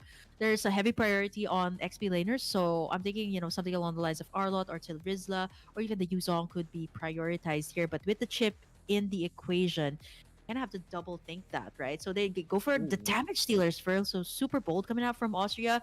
They don't want to let this slip, knowing that there's a possibility that these heroes could actually be taken out. I was talking about the XP laners, and this time Night Level is gonna be picking up that Yuzong. That's gonna be crazy though. Like, can he pop that Black Dragon form and go through the portal? I think Yes, that's he gonna be can. right. It's like the Loi's diversion. Oh, that would be so crazy to have like Georgia pick up the Loi here right now. They also have like special lines. If you guys are lore fanatics like me, they have Mm. special voice lines for Loi and Yuzong if they are paired up on the same team. But looking at the Loi Cool. here, it's gonna have a hard time though up against the Lilia. So I think they need a mage that has somewhat more of like survivability. The Zaz is already out. So I'm thinking like perhaps like Vixana anti-team fight here, but they Mm. choose to go for the quad and reveal their cards later on. I was talking about the Turizla earlier, but Austria chose to go for damage dealers first, but they have secured a very good XP laner on their own, someone with playmaking capabilities as well. The Turizla gets locked in. Claude against the Moskov, right? The matchup I think is a bit skill based as always whenever the Claude is in the picture, but I do believe it favors the Moskov ever so slightly, right? There's always that extra outplay potential here with the Spear of Misery to try and go for a wall pin or go for a cancel to the Blazing Duet. So we'll see how that works out. They have the Spear of Destruction to match the macro pressure technically, but I feel like it's still a bit more dangerous for the side of Austria here, going up against a chip, because I think what comes to mind is Baloyski. Whenever he plays the chip, Baloyski from GeekFam, he doesn't always Yeah. just go with the whole team. He sometimes goes for a split push, so it's like a split pusher that can at any second bring in his whole team as well. So that's an approach that Georgia can absolutely take here as well. And for Austria, they banned away the low Yi, so they're really concerned about teams going for this double macro, right? The chip and the low Yi combo. Whereas for Georgia, the fact that they went for a Lolita ban leads me to believe they're eyeing a hero with some kind of projectile, right? It could still be, I'm not quite sure here. Novaria comes to mind technically when you're talking about projectiles, but even when it comes down to it, I think there's some, I don't know. It's not really as common as it used to be, the Lolita. So I think they have a particular need here to be able to get skill shots through towards Austria. Yeah, I think what Georgia is prepping up here is, of course, the Lolita to go for that counter set, especially when they go through the portal. So that's one way to go, right? Tigreal is another one. Carmilla, which I really love to say because I would love to see it. It's usually the counter I see in MPLID and both MPLPH to counter out this chip, especially when everybody's just traveling in one go. And Georgia this time they take away the Minotaur, which means that this leaves the option for Austria to go for either Tigreal, Carmilla, anyone with the CC. But for Austria, I think they can either take away more mid laners or the jungler. I think Vexana is another option if they want to go for it, since Austria wants to go for the team fights. And Vexana with the Eternal Guard just has a lot more stuff in Oh, her kit. But Austria is going to go and lock in the Alpha here for this side. I'm not so sure if that was a misban or they forgot to ban for the last phase, but they lock it in with right. somebody that can also thrive in the jungle, the Alpha here. But I'm wondering what George is going to answer out with here. Is it still going to be the same case as what they had fighter, sustain type of jungler, or will they go for assassin this time? I think with this composition, a fighter will be great, right? When you're talking about that early game style, going through the portal for a brawl, the fighters really have a lot more value to be had because you pop out so close to the opposition, anyways. Whoa. Technically, still a fighter, but Mhm. Julian provides a lot of burst damage and the Lunox even. So they're really trying to go in for, I don't know how this is gonna work out, Dive. man. They go for the portal and then they use the chip or the Julian to start things off, and then everyone follows up after with the empowered chain, with a followed up by a furious dive. This could be a deadly engage, but against an Alpha and a Terizla, I feel like Austria can very easily counter that as well. So they gotta be very careful with how they want to go through the portal here. Yeah, I mean, that's one way to go, right? An insane amount of bursts once you come out of the portal. Austria still needs to answer out to that. And there's only the Terizla as the CC here to answer out to whoever comes through that portal, if ever that's going to be the case or the play style here. Love the burst coming out from Georgia, but they still do need that CC. Yes! Oh, I called it, Arashi. I called it. I wanted to see that. And I know there is. Okay, it's definitely they did not hear me, or maybe they heard me, but Maybe no, no, yeah, I maybe they did. But this is the counter. This is the okay. I just have to like pause a little bit with my love for this hero because she's so underrated, and it's a great counter to the chip. That's all I can say. And hopefully, if they do pull this off, right, the timing has to be right for both sides, Arashi. Like for Georgia, the portal, right? The portal to teleport everybody in and get those good ultimates right in the nick of time. But for the side of Austria, the Curse of Blood combination with the rest of the team has to be well synchronized as well. I think the real danger right here for the side of Austria is the fact that even without the shortcut available from the chip, there's still a chance for Georgia to just play it straightforward and go for just burst damage. Right? They have a Yuzong, they have a Lunox, they have a Julian. Even before the shortcut is in the picture, anyone who gets caught in the crosshairs there will definitely immediately get deleted, right? So I think that is something that Austria needs to prepare for. Either they can go for the approach we saw from Georgia, the winter crown, to Oh try and yeah. stop the initial big chunk of burst damage, or just get so delicious, so tanky that he'll actually survive for that much longer. Only time will tell. We'll have to wait and see. I think the wave clear here. There's gonna be a whole lot more sustainability though, especially in the early game. Dives will come through here for Georgia, but wow, Vulcanstern already chunked down to real low here. But they have to watch out as well. The Alpha of Superline can go for the dive here as well, the Spear of the Alpha. But right now it's too early to tell. I think the Vita's just being a menace here in the jungle. It's making sure that Super Lion gets the attention here, making sure that he's not gonna be able to farm well. But wow, this is a very early invade coming out from Asmodeus. Are they gonna go for it, forcing the retribution out of Super Lion as early as now? And immediately going for a steal right here, but look at 16 shots getting so low. Asmodeus can go for a big play here. Yep, he gets the enhanced chain screenshot, 16 shots rather. Gonna get the first blood in. Not enough damage for both sides, but it's gonna be a roamer here for Georgia and Austria. Equal amount of trades for both sides, and I would say that Austria actually answered it out very well. That burst damage difference though, Asmodeus with Geo v Britannia coming in, the leading Super Lion. Austria now gearing for a long, prolonged fight. Georgia says, who cares? It doesn't even matter. We're gonna end the fight before it even begins with all the burst damage we have at our disposal. And to top things off, they still have a strong EXP laner to try and be survivable, right? They can just go aggressively everywhere else on the map. And if Austria tries to respond by shutting down Nightlove, he pops the Black Dragon form and flies out, no problem. Night Lavelle, both of them are, oh, they just got that level 4 power spike. So Delicious is going to be a little bit ahead here, getting that level 4, but the Vita is here as well. He has that global presence. He has that level 4 as well to go and get in that shortcut. 16 shots, though, does not have that Curse of Blood just yet. So that's going to be a factor, especially when Austria will try to commit in for this team fight. So I think Austria going to rotate towards the blue buff first before they actually go for the turtle. But on the top side, though, it is going to be really, really bad as the Terizla, so Delicious, is going to be able to survive with a slither of HP. That was the Vita and Night Level. That was way... Okay, well, okay. That's looking really scary right now. 16 shot is here as well. Geo, will he try to go for it? He's actually pretty tanky. He gets it, but uses up... doesn't have to use up the flicker, but that was a good pick-off there onto So Delicious. Without their XP laner, this should be Georgia having the upper hand when it comes to taking in this turtle. They have used several ultimates as well, but here comes the shortcut, the Vita. Super Lion, I'm not so sure why 16 shots is not going to go for the ultimate just yet, because Super Lion again going to get bursted down while Asmodeus and the rest of the gang just going to go straight for this turtle, working on it at half HP, and they take it with no contest at all from Austria. Burst damage, man. Even the turtle doesn't stand a chance. On the bottom side, though, there comes Davida once again, just ruining the plans. The gangs coming in from the side of Austria. Stefan, he is at 1 HP, and of course, Merciless coming out from the Vita. 16 shots is all alone here, and without any companion at all. It is the loneliest thing ever, as Geo will pick up that killing spree. 6 kills for Geo.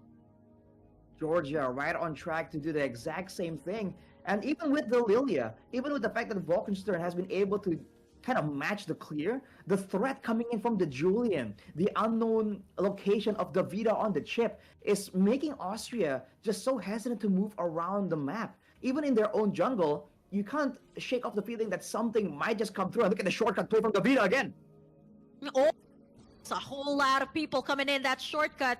That's exactly why it's called shortcut. But now again, 16 shot 1 is the loneliest number as he gets taken down here. But there is the curse of blood. Here comes the follow-up though. Hennies will be taken down, but Davida as well, the only one left here. 16 shot is gonna pay the price.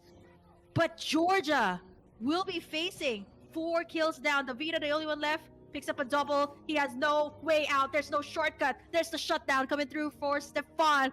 Beautifully laid out curse of blood there by 16 shots in the nick of time right before the backup came in. And that is honestly what is so satisfying to see if you're a Carmilla user. And that's why you have to be careful. If you're Georgia, you do have the upper hand. You do have the threat of going for the pickoffs even before your opponents. But if you get stuck in a long drawn-out fight, and Gio getting out of the Brilliance order. Wait. Okay, Black Shoes has been popped in. That was way too close for comfort for Gio. But right now, Davida, Hennies, Asmodeus, they're waiting for the right time to set things up. But the Retribution has been used here. 16 shots going to get worked on here. There's a Curse of Blood onto Davida and Asmodeus. But there's no follow-up just yet because Wolkenstern is so low as Night Level will get the Petrify onto 16 shots. And here comes the Rampage coming out from the side of Georgia. Night Level. 2 members down for the side of Austria. A little bit of hesitation there. There was the ultimates being thrown out. But Georgia just managed to be strong in that team fight and was able to take 2 members down. I feel like Austria, you could even say that they got a bit overzealous. They saw that they won a fight and they're thinking, okay, we're back on top. Not quite. Not when you're coming in, hesitant and not S5 like that. You can see the burst damage coming through. Davida once more trying to make a play here. Oh no. Yep, no shortcuts there, but Henry's will be able to use that PMI out and that burst damage coming out from the Blazing Duet. Just got in the Demon Hunter sword too. This is gonna amp up the damage coming out from that Claude. 6 minutes in, you got 20 damage. But oh wow! Just as the camera pans up, that's gonna be Super Lion getting taken down. Night Level as well. Will the Sha Essence be enough? So delicious! Again with 1 HP left, and the portal comes through. We're gonna pan the map here. 16 shots. Gonna be able to take down, or rather get taken down there. Gio picks up the double. 16 kills for Georgia. They're just on a rampage here. Man, everyone just going in. Sustain? What sustain? It doesn't even matter. They're just not allowed to actually thrive in these fights at all, Austria, due to the amount of crowd control. I mean, even earlier, you see So Delicious on the Terizla, usually just so pesky, so difficult to take out. But with how far ahead Georgia is, it doesn't even matter, man. No one can stand in the front, and definitely not Super Lion. Maybe 16 shots can kind of buy some time, and we've seen him try and do so. But if you're an alpha, and you're just constantly worrying for your life instead of being aggressive, it's already not the right mindset. Look at Wolkenstern. Okay, forced to use that Black Shoes. They know, they have that information. They're not gonna go for more. Fortunate enough, he was a Lilia. And was able to pop in that Black Shoes. But right now, there's a Death Bush here once again. They can go for the portal play here, but everybody is here on the top side. Make sure that they want to get in this turret. There's the burst damage coming out. Asmodeus and the rest of the gang gonna be using this one. A little bit of hesitation there from 16 shots. Not gonna be popping in that ultimate just yet because they got what they wanted. That's gonna be wow, all of the second tier towers are down here for the side of Austria. That's the tempo that Georgia is just pushing on them. The Lord is only now just spawning. Ladies and gentlemen, it's a 8-minute game. But with all the action, it certainly feels a lot longer than that. Look at the positioning though. The chip with the Utah on the top side. In case someone tries to try and match the pressure. But look at that. Immediately teleported to the bottom side. Wow, it's just, wow. Just call your friends. Call your team, and they're gonna be here. But wait, hold on. That's gonna be a lot of damage coming out from Stefan. Forced to use the Black Dragon form up. Is it going to be a little bit too deep in Petrify onto Stefan? But all of that for Georgia to secure in the Lord, so they can't even move any further. But I would say Austria at least got in that takedown before the Lord comes in. And that was very close. Nightlove was almost able to take Stefan down with him. That is just how strong the Yuzong is right now as well. 3, 2, and 4. And look at the waves though. Georgia immediately going for the push, not really timing it out to go for like a three-wave clash together type of play. They have the burst damage still, but in the base defense scenario like this, the Vita on the chip will have less to do technically. He can't put the shortcut down to try and tank some damage. Look at Asmodeus though. Oh, wow. They just go all the way in. There's the Curse of Blood. It actually linked in onto two, but that's going to be the Blazing Duet cleaning up the work. Super Lion going to be able to take down Geo. Henny's as well with the clapback here. It's going to be two members down here for the side of Austria as the Lord is marching in the base. Georgia not going to overstep it, but instead, they're going to take what they can get. The middle inhibitors down as Austria again survives another day, but the Vita. Wait, hold on. Okay, he's not going to go for more. Asmodeus as well. They got the minion waves, super minion waves crashing in here. The enhanced change come through, but Georgia as well pushing Austria to their limits as they take down two inhibitors here with just the First Lord. I mean, you have to call attention to how all the teams in Europe right here seems to really have a great understanding about turrets. They've been using a wide variety of spells to really tank the first one or two turret shots and then drop the aggro using untargetable moments like Asmodeus with the empowered sword. So they're really buying every single second possible to ensure that they can take down these turrets really, really fast. Unfortunately for Georgia, the side where the turrets are still standing is actually the far side from the Lord, so won't be able to be used as efficiently. But look at the Vita. Oh man, Super Lion just went in on a trap laid out by Georgia.